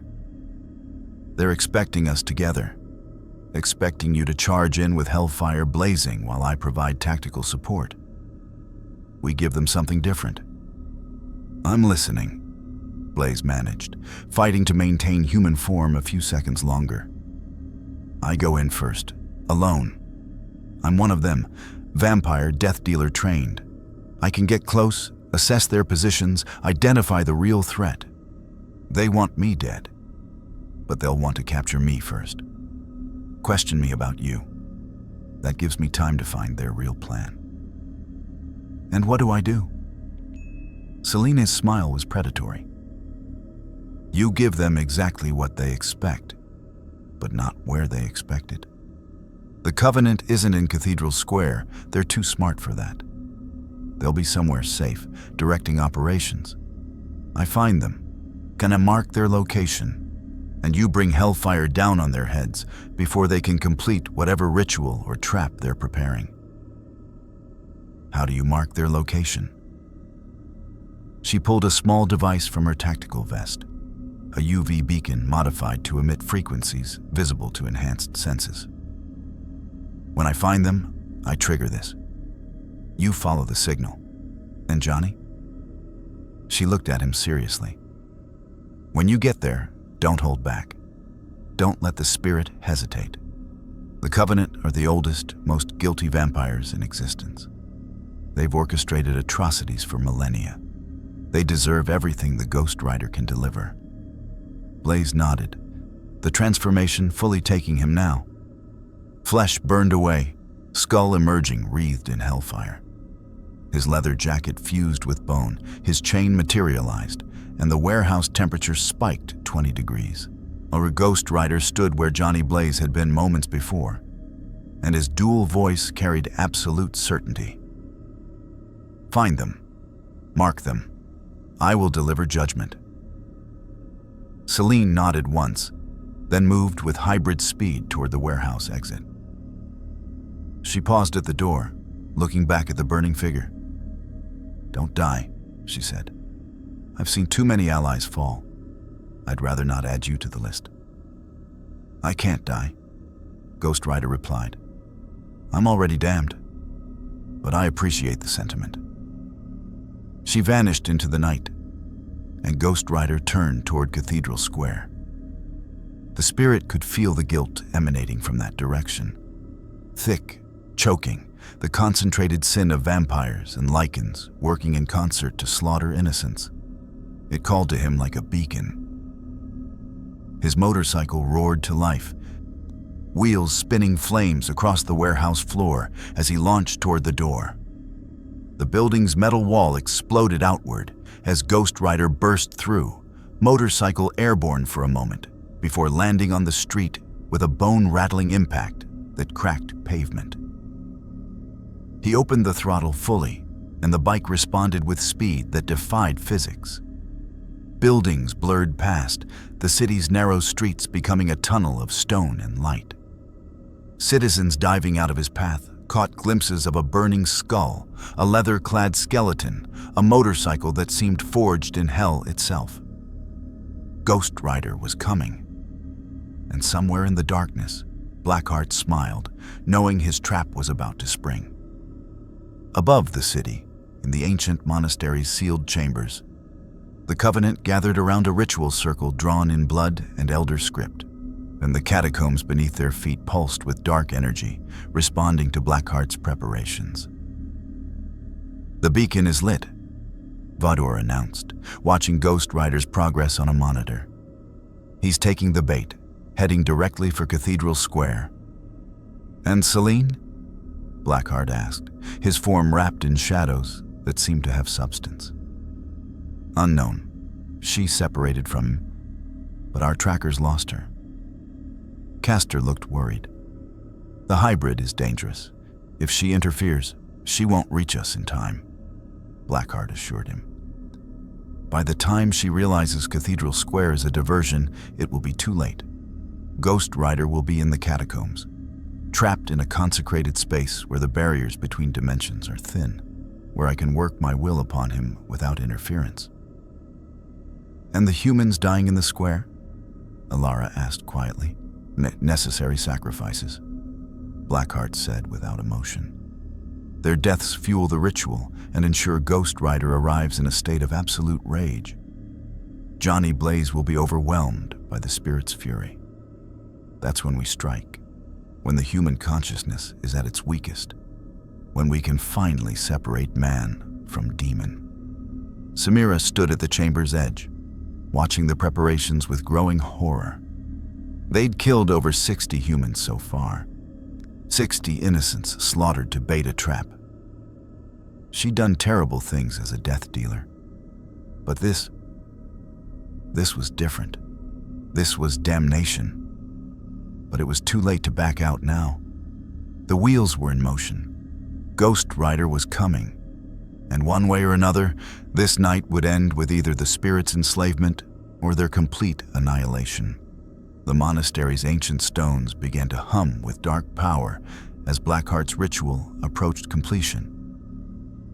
In the catacombs below, something stirred. Something that had been sealed away for 800 years, waiting for the barriers to weaken. Waiting for Ghost Rider to arrive. Cathedral Square was burning. Ghost Rider arrived to find chaos incarnate. Bodies strewn across cobblestones, blood pooling in ancient gutters, humans fleeing in all directions, while vampires and lycans hunted with coordinated precision. The two species had divided the square into kill zones, working together with military efficiency that spoke of careful planning. A vampire death dealer spotted Ghost Rider's arrival and immediately signaled to her companions. 20 immortals, half vampire, half lycan, broke off from the slaughter and formed a defensive perimeter. They weren't trying to escape. They were trying to delay. Ghost Rider didn't give them the chance. His motorcycle launched forward, and his chain lashed out in a burning arc that caught 3 vampires simultaneously. They screamed as Hellfire consumed them, with their bodies turning to ash before they could even fall. The lycans transformed fully, massive werewolf forms charging with supernatural speed. The spirit met them with absolute fury. A lycan leaped, claws extended, and Ghost Rider caught it midair by the throat. The Penance Stare activated automatically, and the lycan's howl turned to a whimper as centuries of guilt, no, mere decades, this one was young, crashed down, still guilty, still damned. Ghost Rider released the catatonic creature and turned to face the next wave.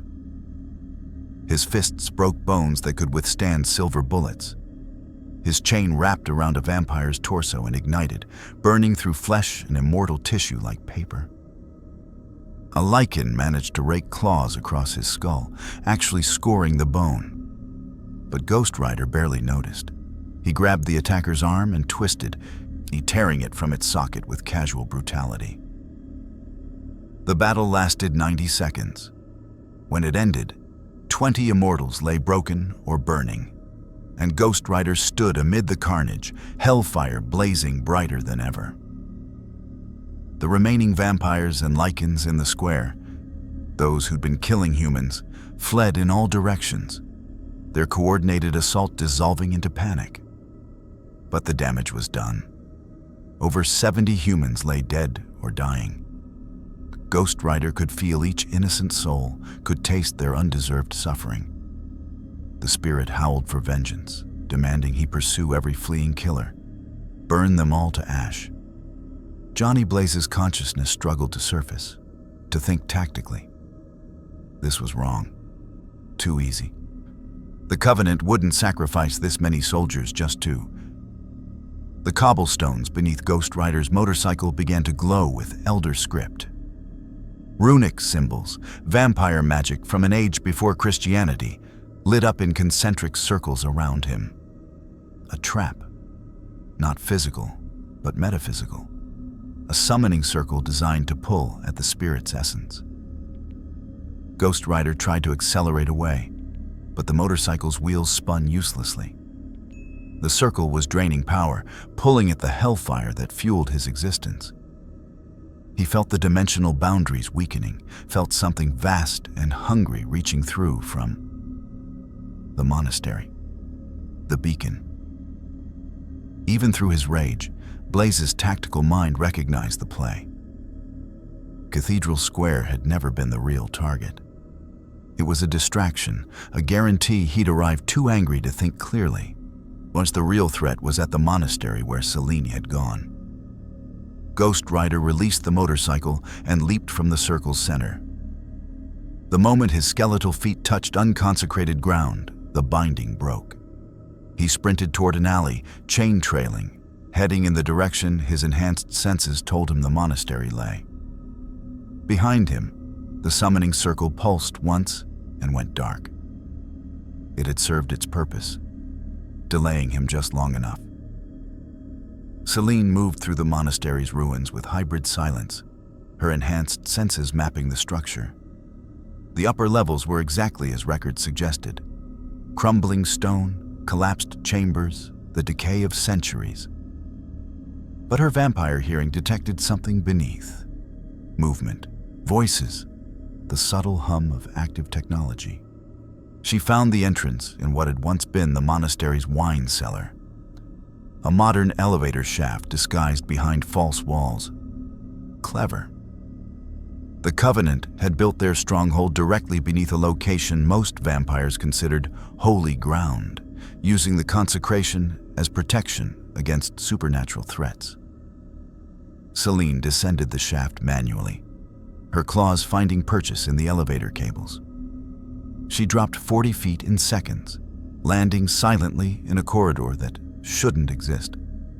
Modern lighting, reinforced walls, security systems that screamed military-grade funding. She moved deeper, following the sound of voices, until she reached a massive chamber that took her breath away. The room was circular, easily 50 meters across, carved from bedrock and covered in layers of Elder script. At its center, 7 vampires stood around a ritual circle that pulsed with dark energy. She recognized them immediately. The Covenant, the Shadow Rulers, the ancient monsters who'd guided vampire civilization for millennia. And standing among them, wrapped in shadows that shouldn't exist in physical space, was something that made even her hybrid blood run cold. Blackheart turned to face her, and his smile carried the promise of damnation. The hybrid arrives, right on schedule. Selene's hand went to her weapon, but faster than she could draw, lycans emerged from concealed positions throughout the chamber. 20 of them, already transformed, surrounding her with coordinated precision. She could fight them, might even kill half before they brought her down. But that wasn't why she was here. Her hand moved instead to the UV beacon at her belt. She triggered it, the signal invisible to human senses but blazing like a star to anything supernatural within a mile radius. "Calling your friend?" Blackheart asked, amused. Please do. We've been waiting for him. Viktor stepped forward, his ancient features carved with satisfaction. Did you really think we wouldn't anticipate your strategy? Splitting up, having you scout while the demon charges in later? We've been fighting tactical warfare since before your grandfather's grandfather was born, child. I'm not a child, Selene snarled. And Ghost Rider isn't just a demon. He's divine judgment. You can't trap. We already have. Blackheart gestured, and the chamber's walls seemed to fold, revealing windows that showed Cathedral Square. Ghost Rider, trapped in a summoning circle, struggling against metaphysical bonds. Your ally walked into our diversion perfectly. By the time he breaks free and follows your beacon here, we'll have completed preparations. This chamber is consecrated ground, not to any god you'd recognize, but to powers far older. Powers that exist in the spaces between dimensions. Ghost Rider will be pulled through those spaces, separated from the physical realm, and in that moment of dislocation, Blackheart's smile widened impossibly. Johnny Blaze and the spirit of vengeance will finally be torn apart. You can't separate them, Selene protested, though doubt crept into her voice. They're bonded, fused at the soul level. Bonds can be broken with sufficient trauma, with sufficient motivation. Blackheart moved closer, and Selene felt the temperature drop with each step. You see, Johnny Blaze holds on because he believes his curse serves a purpose, believes he's making the world better through divine judgment. But what happens when we show him the truth? When we make him watch as his hunt causes the very atrocities he seeks to prevent? What are you talking about? The slaughter in Cathedral Square. 73 innocents dead. Because of him. Because we knew he'd come. Because his presence has escalated this war to genocidal levels. Blackheart's voice carried horrible certainty. We're going to show Johnny Blaze every death his hunt has caused. Every innocent who died because the vampires and lycans grew desperate enough to break their oldest taboos. We're going to make him understand that he is the monster. That his righteous crusade has killed more innocents than all the vampires in this city combined. That's a lie, Selene said, but her voice lacked conviction. Because it wasn't entirely a lie. The Covenant had orchestrated the Cathedral Square massacre specifically because Ghost Rider's presence had driven them to desperation. In a twisted way, Blackheart was right. Those deaths were a direct consequence of the hunt. Truth or lie, it doesn't matter, Blackheart said. What matters is that Johnny Blaze will believe it, will accept it, will break under the weight of it. And when he finally lets go, when he stops fighting the spirit's absolute judgment, the demon prince's eyes gleamed with anticipation. I will have a weapon no force in the multiverse can stop. A spirit of vengeance without mercy, without restraint, without that annoying human conscience limiting its potential. The lycans surrounding Selene tightened their circle. She could smell their fear. They didn't want to be here, didn't want to face a hybrid, but they were more afraid of Blackheart. And me? Selene asked. What's my role in this?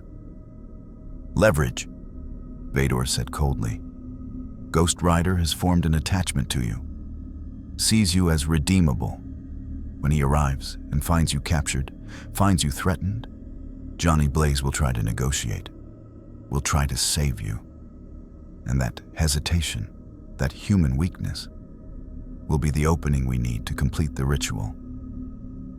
He won't hesitate, Selene said with more confidence than she felt. The spirit of vengeance doesn't negotiate with the guilty, but Johnny Blaze does. Blackheart moved to the ritual circle's edge, where complex symbols pulsed with gathering power. And in that moment of conflict between spirit and human, we strike. The ritual is already prepared. The dimensional barriers are already weakening. All we need is Ghost Rider's presence to activate the final stage. As if summoned by the words, a distant sound echoed through the monastery's foundations. The roar of a motorcycle, the crackle of hellfire. Getting closer, Ghost Rider had broken free. He'd followed the beacon. He was coming. Blackheart's smile became something that hurt to perceive directly. Right on time. Positions, everyone. Let's give our guest a proper welcome. The Covenant vampires moved to predetermined locations around the chamber. The lycans formed a defensive wall between Selene and the entrance. Blackheart stood at the ritual circle's center, hands raised, and shadows coiling around him like living serpents. And beneath the chamber, in the sealed catacombs that had been forbidden for 8 centuries, something ancient stirred in response to the gathering power. Something that had been waiting for the barriers to thin, for dimensions to overlap, for a moment when the rules of reality became negotiable. The creature in the catacombs had no name in any human language. It existed between spaces, feeding on dimensional rifts, growing stronger whenever realities collided. The vampire's ancestors had sealed it away, using every form of mystical protection they could muster. Now Blackheart was deliberately opening those seals, deliberately inviting the creature to the surface. Because when Ghost Rider arrived, when the spirit of vengeance burned with absolute fury, the dimensional energies would spike, like the barriers would shatter, and the creature would emerge into a reality that contained both a demon prince and a divine instrument. A feeding opportunity the creature hadn't seen in a millennium. Selene felt it. The wrongness building beneath her feet, the sense that something vast and hungry was rising. She looked at Blackheart in horror. You're not trying to control the spirit. You're trying to kill it. You're using that thing in the catacombs as a weapon. Perspective, hybrid.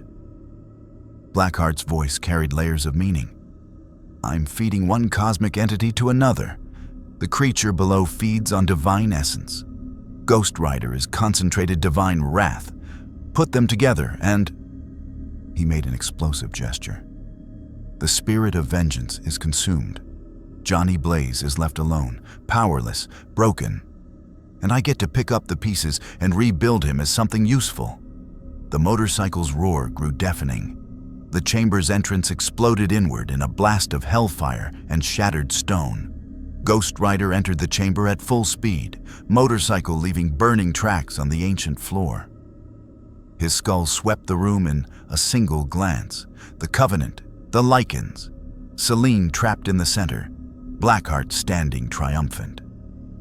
And beneath it all, the thing in the catacombs, rising toward the surface. The trap had sprung. The pieces were in position. And now, in this chamber where dimensions met and reality bent, the fate of both Johnny Blaze and the spirit of vengeance would be decided. Blackheart spread his arms in welcome. Hello, old friend. We've been expecting you. Ghost Rider's motorcycle skidded to a halt, the burning wheels leaving molten scars on the chamber floor.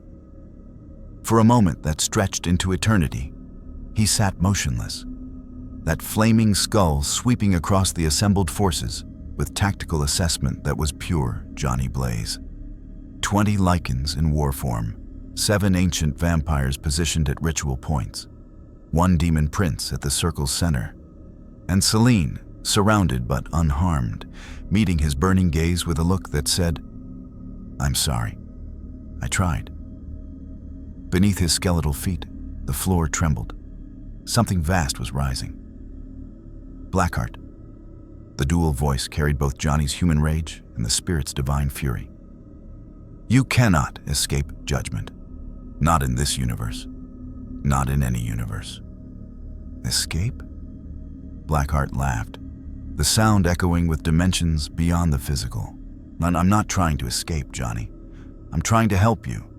to free you from the burden of that pesky human conscience. The spirit of vengeance deserves better than being chained to a guilt-ridden mortal who second-guesses every judgment. The spirit serves divine law, Ghost Rider replied, dismounting slowly. His chain uncoiled, dragging across stone with metallic whispers. It is bound to punish the guilty. You are guilty of crimes across dimensions, murders, tortures, corruptions that span millennia. Your soul is forfeit. My soul belongs to my father, Blackheart countered. Mephisto's own blood runs through me. You have no jurisdiction over Hell's princes, Rider. You never did. That's why you've been chasing me instead of actually catching me. The truth of it stung. Johnny Blaze's consciousness surged forward, forcing words past the spirit's rage. Then I'll drag you back to your father's realm and let him pass judgment. Either way, you don't walk away from this. Bold words from someone standing in my trap. Blackheart gestured, and the ritual circle blazed to life. Elder script flared with power that made the air itself scream. Did you really think Cathedral Square was the plan? That was just bait, Johnny. Just meat to draw the predator. The real trap has always been here, in this consecrated chamber, built on a dimensional convergence point, where the barriers between realities are thin enough to manipulate. The floor cracked. A section of ancient stone split apart, revealing darkness beneath, not absence of light, but actual darkness. The kind that existed before light was created. From that darkness came sound.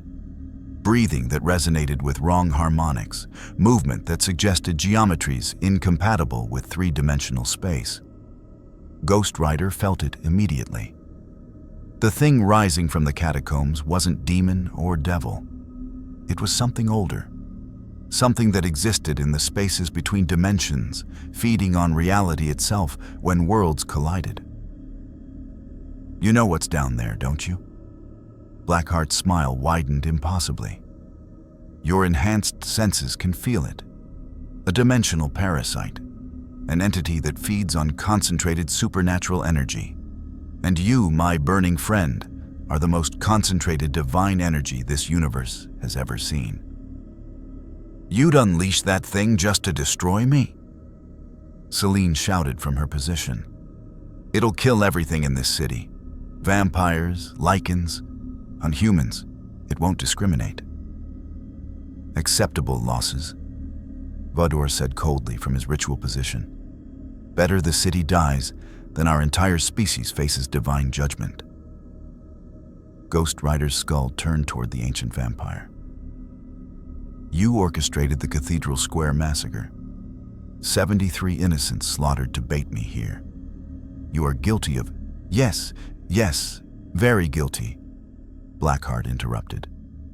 Let's add it to the list, shall we? But here's the thing, Johnny. His voice dropped to something intimate, personal. Those deaths are on you too. The words hit like a physical blow. Johnny Blaze's consciousness recoiled, and the spirit's hellfire flickered momentarily. Those people died because of your hunt, Blackheart continued, pressing his advantage. The Covenant was content to hide in shadows, maintain the status quo. The lycans were too fractured to pose a real threat.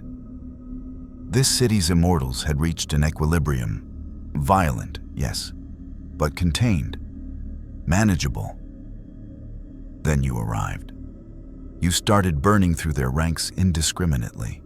You forced them to unite, to take desperate action, to slaughter innocents in a play for survival. They chose to kill, Ghost Rider started, because you gave them no choice. Blackheart's voice rose with theatrical fervor. You're a hurricane, Johnny. Indiscriminate destruction wrapped in righteous fury. You judge, you punish, you move on. But you never look back at the wreckage you leave. Never count the collateral damage. Those 73 humans didn't die because the Covenant is evil. They died because the Covenant was afraid of you. the hellfire around Ghost Rider's skull dimmed further. Within the burning skeleton, Johnny Blaze's consciousness was screaming denial. But doubt crept in like poison. How many times had he hunted the guilty only to find that his presence had escalated conflicts? How many innocent deaths could be traced back to the fear and desperation his hunts inspired? The spirit of vengeance pushed back, asserting dominance. The guilty are responsible for their own actions. Their fear does not excuse, doesn't it? Blackheart pressed. They're predators, Johnny. Vampires and lycans. They operate on survival instinct. You cornered them, made them desperate. Desperate predators don't surrender. They lash out. They kill anything nearby to create an opening for escape. And you knew that. The spirit of vengeance has been hunting for centuries. You've seen this pattern before. Yet you keep doing it. Keep pushing the guilty until they commit atrocities, then use those atrocities to justify burning them all. Stop! Johnny Blaze's voice emerged more clearly, the human consciousness fighting for control. Stop trying to... This is manipulation. You're twisting. I'm revealing truth. Blackheart's form seemed to expand, shadows coiling through the chamber. The spirit of vengeance doesn't care about preventing evil, Johnny. It only cares about punishing it after the fact. It's reactive, not protective. It lets innocence die so it has justification to judge. And you, poor, guilt-ridden Johnny Blaze, you're the anchor that keeps the spirit tethered to humanity. The conscience that makes it hesitate just long enough for more innocence to die. The floor cracked wider. The breathing from below grew louder. The dimensional parasite was almost at the surface, drawn by the concentrated supernatural energy in the chamber. Selene watched in horror as Ghost Rider's hellfire continued to dim. The spirit and human were fighting for control, creating instability, exactly what Blackheart wanted. "Johnny," she shouted, "don't listen to him. Yes, your hunt has consequences, but the guilty made their choice. They could have surrendered, could have stopped killing. They chose violence because it's what they've always chosen." "Did they?" Blackheart countered. "Vampires need blood to survive. Lycans transform involuntarily during stress. Their nature is what it is. Who are you to judge creatures for being what they were made to be? The spirit of vengeance itself was created by higher powers to punish, if it's just following its nature. Why aren't vampires and lycans afforded the same excuse? Because we have choice." Selene's voice carried the weight of 600 years of guilt and recognition. "I was a vampire. I killed. But I learned. I changed. I chose a different path. Every vampire, every lycan has that same choice. Most refuse to take it because it's hard, because it requires sacrifice, because it means admitting centuries of murder were wrong. And how many innocents died while you learned?" Blackheart asked her with mock gentleness. "How many corpses paved your road to redemption, hybrid?" Selene had no answer. The Penance Stare's aftermath was still fresh in her consciousness. She knew exactly how many, knew their names, their faces, their final moments. The chamber's floor finally split completely. From the catacombs below, it emerged. And the dimensional parasite had no fixed form.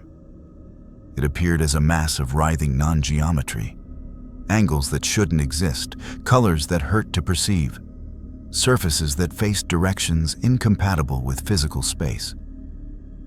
Where it touched reality, matter simply ceased to be, not destroyed, but erased from existence itself. It rose through the hole in the floor like a wave of impossible mathematics, and every supernatural being in the chamber felt its hunger.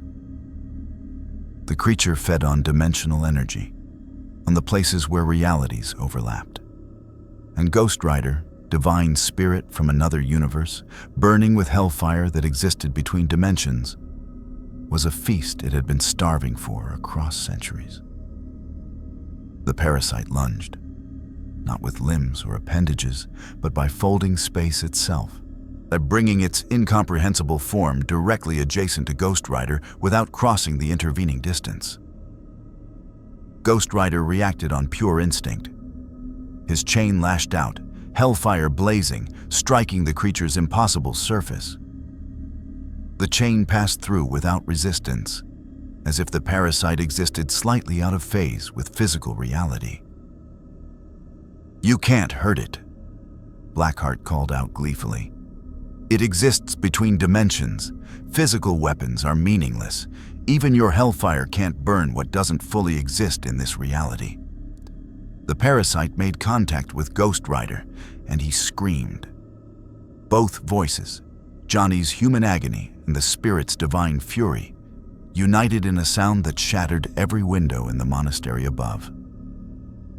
The creature was feeding, draining the divine energy that powered the spirit of vengeance, pulling at the metaphysical bonds that held spirit and human together. Johnny Blaze felt himself being torn apart. Not physically, his body remained intact, but spiritually. The parasite's feeding was creating stress fractures in the bond between him and Zarathos. He could feel the spirit pulling away, trying to escape the draining assault, but the ritual circle held them in place. Blackheart's trap was perfect. The circle prevented escape while the parasite forced separation. "Let go, Johnny," Blackheart's voice cut through the agony. "Let the spirit face this alone. Save yourself. You don't deserve this curse. You never did. Your father died anyway. The deal was pointless. The spirit has used you for decades. Let it go. Let it burn." And for one terrible moment, Johnny Blaze considered it. He thought of his father, dead despite the deal. He thought of the decades spent hunting, killing, judging. Thought of the innocents who died as collateral damage to his crusade. Thought of the weight of guilt he carried, the knowledge that his righteousness had caused suffering. Maybe Blackheart was right. Maybe the world would be better without him. Maybe. "Fight, damn you." Selene's voice cut through his despair. She'd broken free from the lycan circle, hybrid speed and strength overwhelming her captors in a burst of violence. She stood at the ritual circle's edge, blood streaming from a dozen wounds, her eyes blazing with fury. "You think you're the only one who's made mistakes?" she shouted at Ghost Rider's writhing form. "You think you're the only one who's caused suffering trying to do the right thing? I've got 600 years of blood on my hands, Blaze. 600 years. And yes, some of it was because I was trying to do what I thought was right. But I don't get to quit. I don't get to give up because the guilt is too heavy. I have to keep fighting, have to keep trying to be better. And so do you."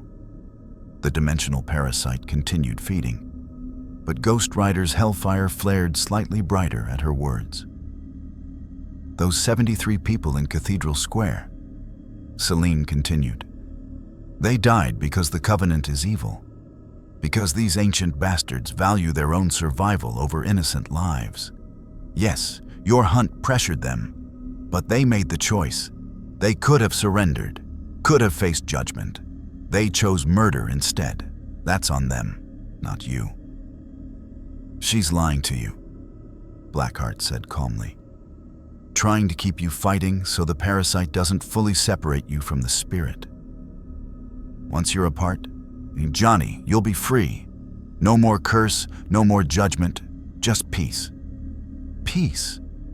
Selene laughed bitterly. "You think he'll leave you alone? You're a demon prince, Blackheart. Even without the spirit, Johnny Blaze will spend every breath hunting you because that's who he is. Not because of a curse, but because he's a good man trapped in a terrible situation who still chooses to fight." Johnny Blaze felt the truth of her words resonating through his fragmenting consciousness. She was right. The curse had bonded him to the spirit, but his choice to keep fighting, to keep judging the guilty, that was his. The spirit of vengeance was a tool, a weapon. But he was the one who wielded it, who directed it, who tempered its absolute judgment with human understanding. Without him, the spirit would burn indiscriminately, would judge without context, would destroy not just the guilty, but anyone who'd ever committed the smallest sin. With him, there was mercy. There was choice. There was the possibility that creatures like Selene could survive their guilt and become something better. No! Johnny Blaze's human voice roared through Ghost Rider's burning skull. I am not letting go. The spirit needs me. The world needs me. And you. He focused his burning gaze on Blackheart. You need to burn. The Hellfire exploded outward with renewed fury. And this time, Johnny and the spirit acted as one. The dimensional parasite recoiled, hurt for the first time, as divine fire burned not at its impossible form, but at the dimensional rifts it used to exist between realities. Ghost Rider understood suddenly. The creature couldn't be hurt directly, but it needed those rifts to maintain its existence. Then close the rifts, and the parasite would be forced fully into one dimension, where it could be destroyed. His chain lashed out again, but this time wreathed in hellfire specifically tuned to burn dimensional boundaries. The chain passed through reality itself, sealing the tears the parasite had created. The creature shrieked, a sound that existed in frequencies beyond human hearing, and tried to retreat back to the catacombs. Ghost Rider wouldn't let it escape.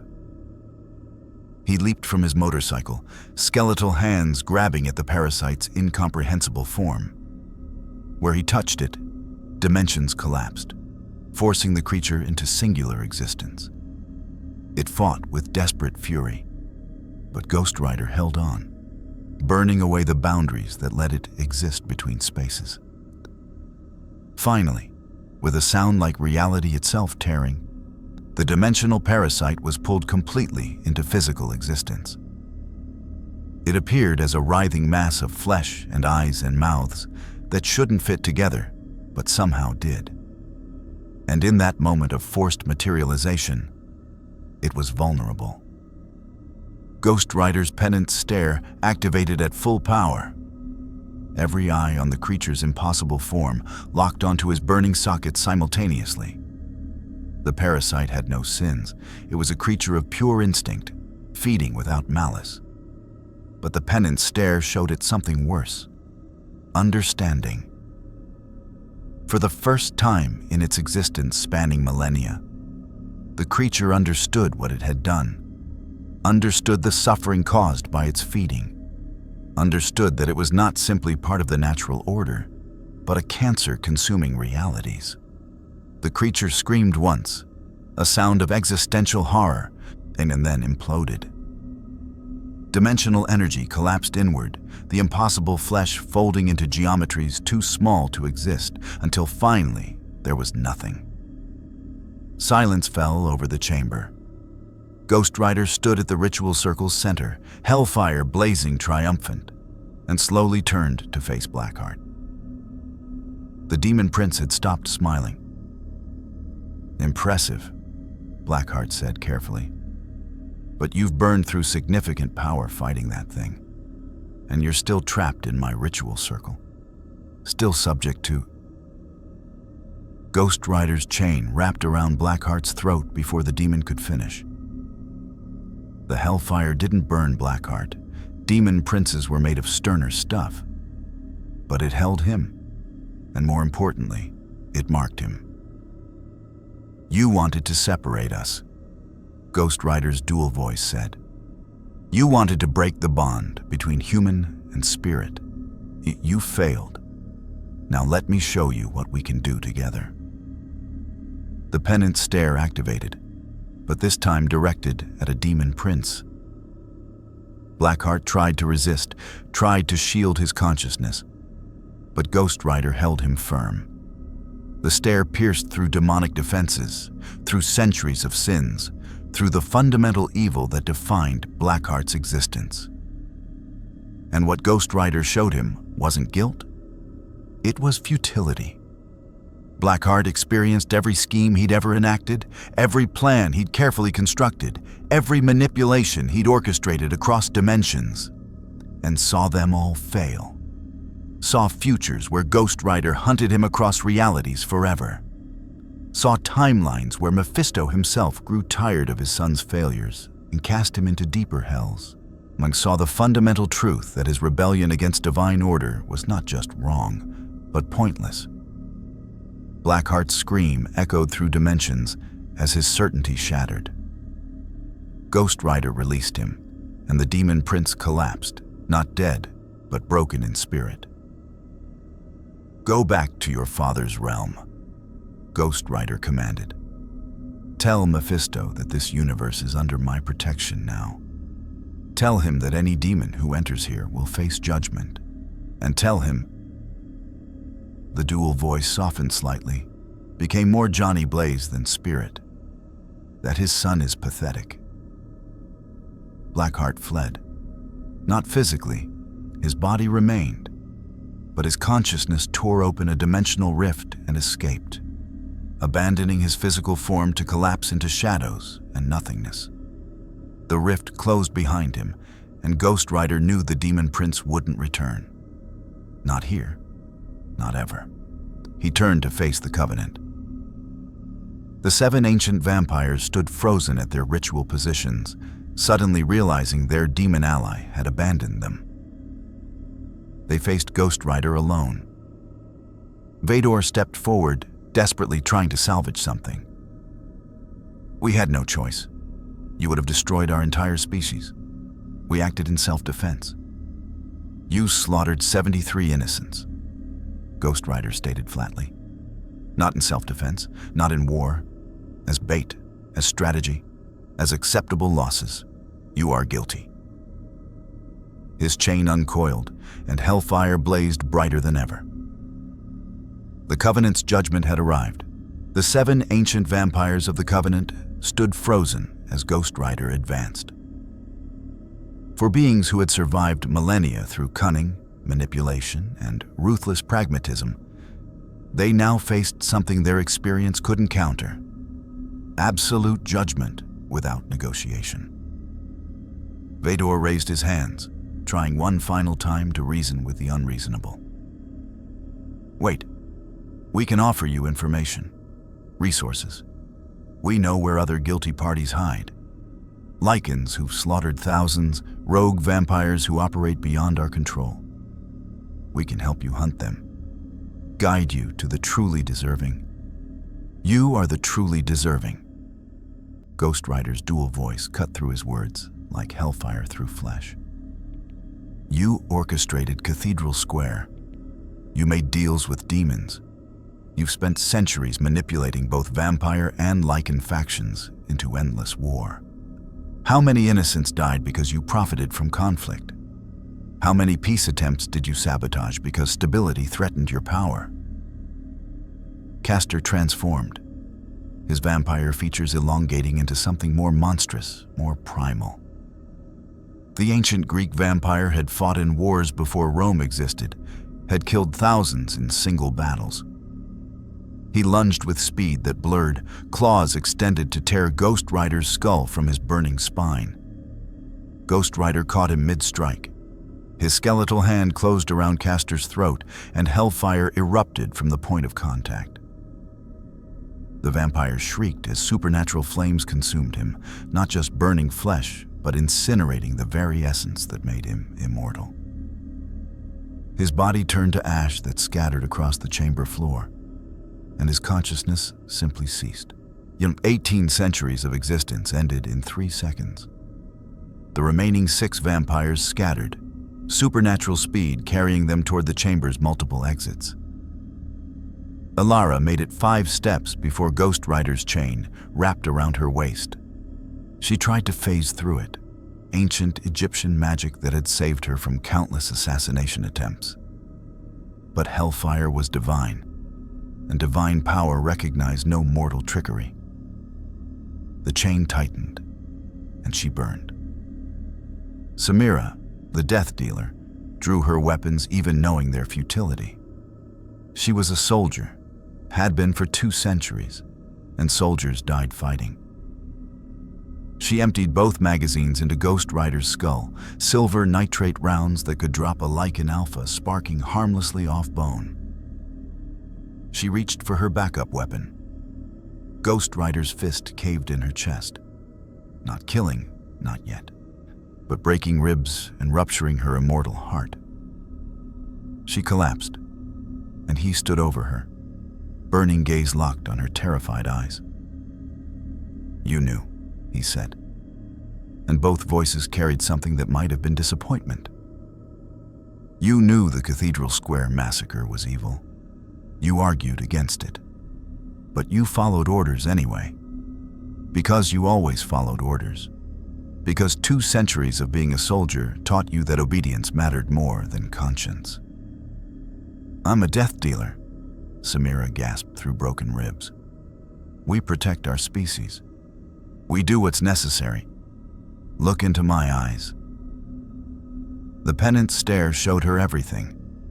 200 years of following orders without question.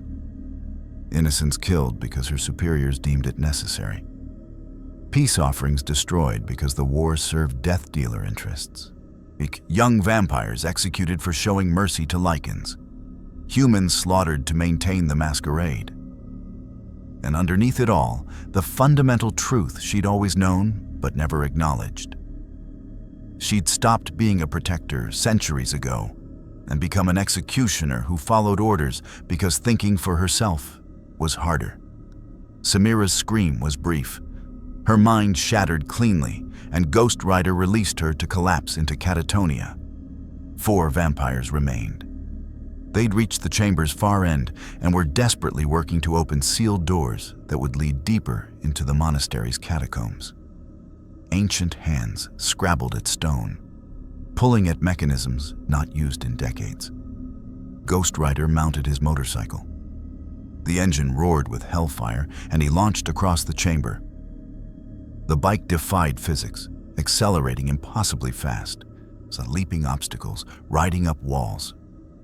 He crashed through the 4 vampires like a bowling ball through pins, scattering them across stone. 3 got up. 1, a French vampire named Laurent, who'd orchestrated the terror during the Revolution, didn't. His spine had been crushed by the motorcycle's impact, and even vampire healing couldn't restore it fast enough. He lay paralyzed as Ghost Rider dismounted and stood over him. "Please," Laurent whispered. "I have information. About other covenants in other cities, about the true power structures, about conspiracies that span continents. I can help you clean house across all of Europe." "Buying time with betrayal," Ghost Rider observed. "Offering up others to save yourself. How many times have you done this? How many allies have you sacrificed over 8 centuries? Laurent had no answer. A Ghost Rider's boot came down on his skull, and Hellfire reduced it to ash. The body followed moments later. The final 3 vampires, Viktor, Marcus, not the Corvinus, but another bearing the name, and Tatiana, a Russian vampire from the age of the Tsars, formed a triangle, backs to each other, facing Ghost Rider from 3 angles. "Together," Viktor commanded. "Coordinated strike.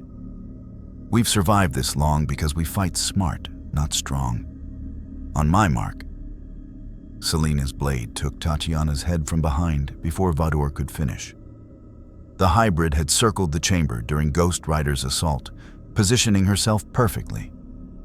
Tatiana's body collapsed, and her head rolled to Ghost Rider's feet. "2 left," Selene said coldly, her sword dripping with ancient blood. She looked at Ghost Rider. "These 2 are mine." Ghost Rider tilted his burning skull, curious. Revenge? Justice? Selene advanced on Viktor and Marcus, hybrid speed and strength making her their equal despite their age. Viktor gave the order that killed my family, not Viktor. Viktor just executed the plan. But Viktor orchestrated it. decided that my parents' attempt to broker peace between species was too dangerous to the profitable status quo. He condemned them without trial, without mercy, without even telling them why they had to die. Viktor's ancient face remained impassive. Your parents were idealists. Idealism is luxury our species cannot afford. They would have exposed us to human authorities in the name of peace, would have destroyed the masquerade we've maintained for millennia. Their deaths served... Shut up. Selene moved with blinding speed, her blade singing through air. Viktor barely dodged, but Marcus wasn't fast enough. The sword opened his chest, spilling immortal blood across stone. Marcus staggered, trying to regenerate, but Selene kicked him in the wound. He fell, and she stood over him with the same pitiless expression Viktor had worn the night he'd condemned her family. "You voted for it," she said to Marcus. "I found the Covenant records years ago. Read the minutes. 7 votes for execution, 0 against. You all agreed my parents deserved death for wanting peace. We were protecting our species." Marcus protested, blood bubbling from his lips. "You're a hybrid. You don't understand what it means to be pure vampire, to carry the weight of our civilization's survival." Selene's blade took his head. No dramatic speeches, no extended torture, just clean execution. She turned to Viktor, the last of the Covenant, and her expression showed something beyond rage or hatred. It showed tired finality, the look of someone ending a debt that had defined her existence. 18 centuries, she said quietly. You've manipulated our species for 1800 years, orchestrated wars, eliminated peace advocates, profited from conflict while young vampires and lycans died in battles you engineered. You're the foundation our civilization is built on, the darkness beneath everything. Viktor stood straight despite his situation, maintaining aristocratic dignity even facing death. I did what was necessary. Someone had to. Someone had to make the hard choices, eliminate the threats, guide our species through the chaos. Yes, I orchestrated your parents' deaths. Yes, I've killed thousands over the centuries. But our species survived because of me. Because of the Covenant. We were the hidden shepherds, and sometimes shepherds must cull the flock to save it. No, Ghost Rider's dual voice interrupted. You were parasites, feeding on conflict, growing fat on war. You could have guided your species toward peace, toward coexistence, toward evolution beyond predation. Instead, you chose stagnation, chose endless conflict, chose comfortable power over progress. Viktor finally showed emotion, a flash of pure hatred crossing his ancient features. What would you know of it, demon? Your divine judgment, handed down from powers that never had to survive in shadows, never had to balance survival against morality. We did what your god should have done. We ensured our species continued. If that required blood, so be it.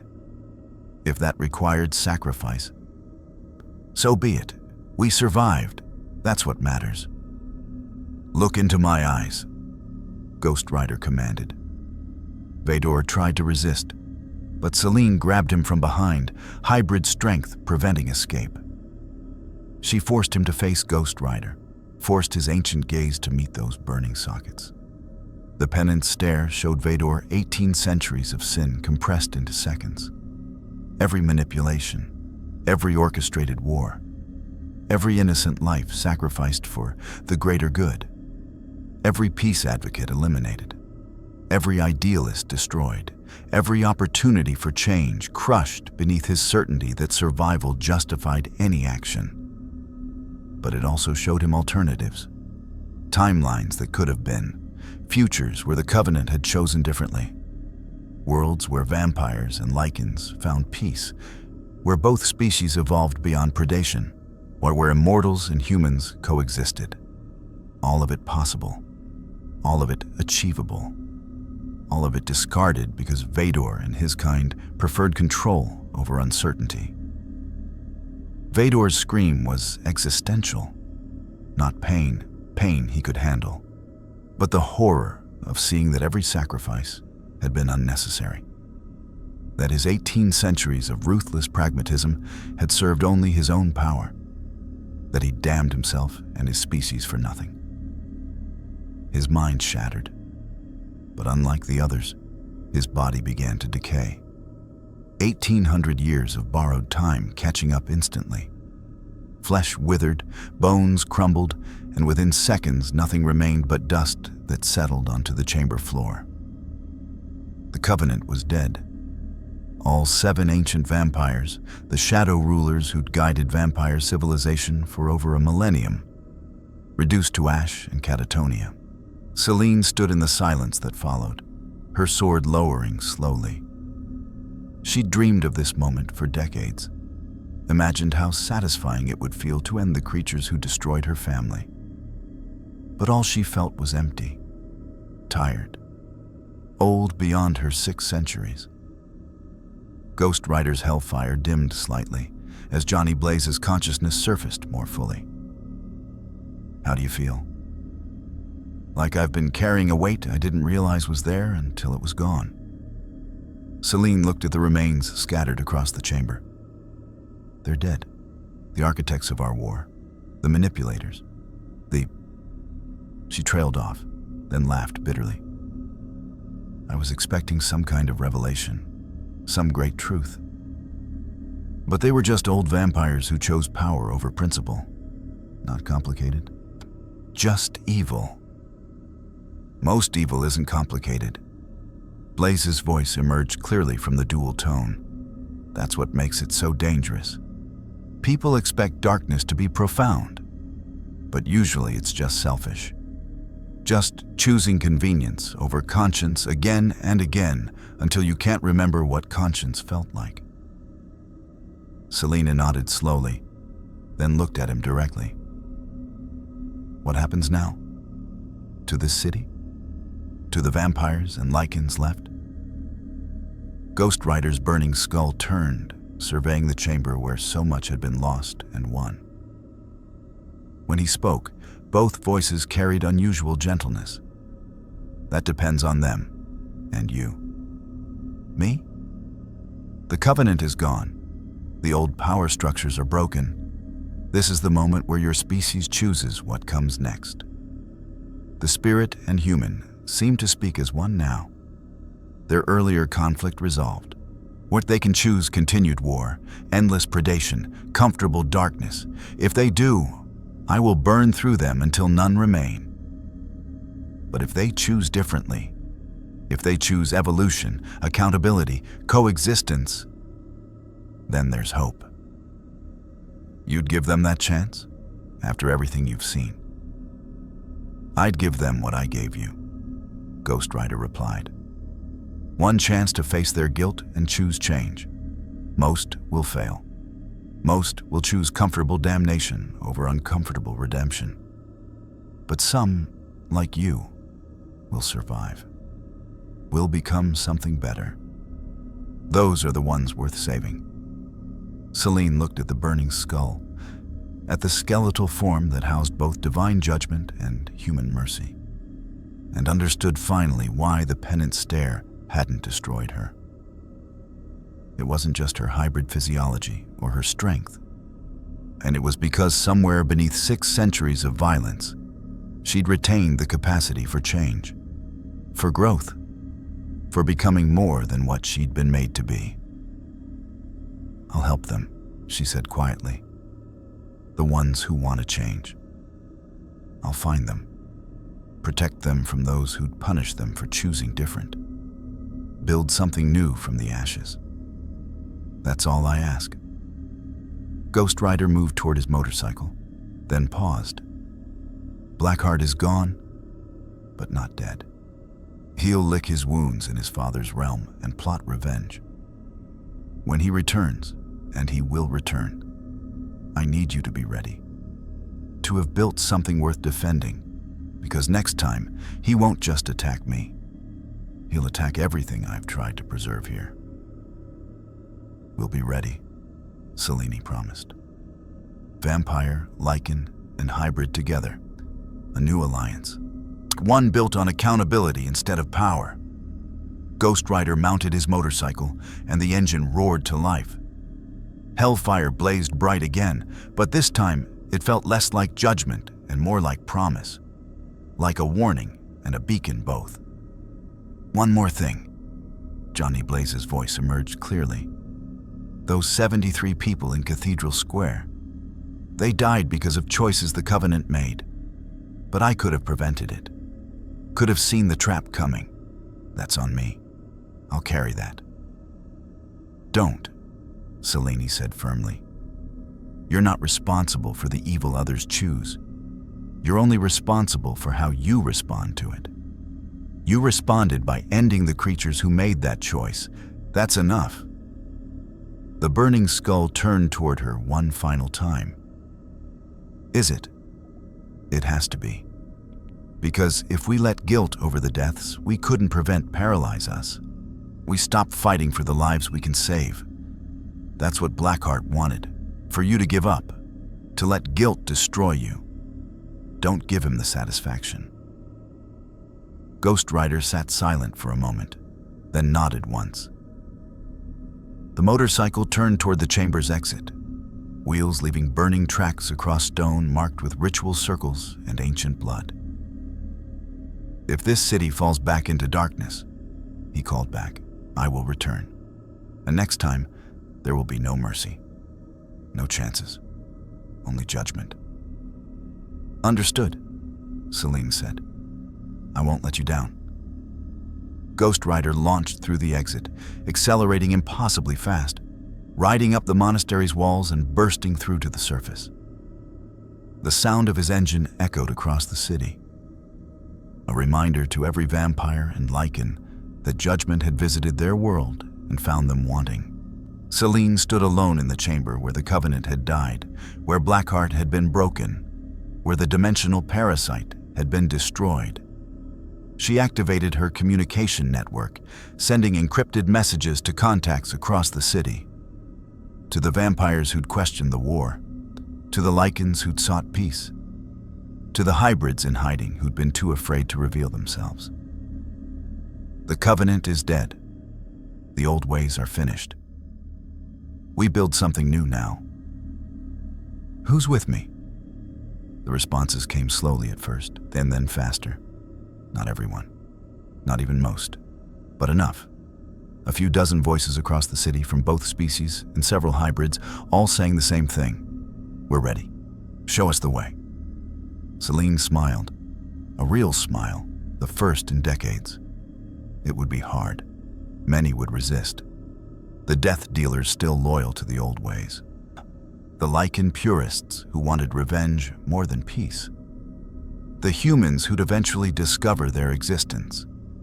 Building a new world from the ashes of the old was always bloody, always complicated, always uncertain.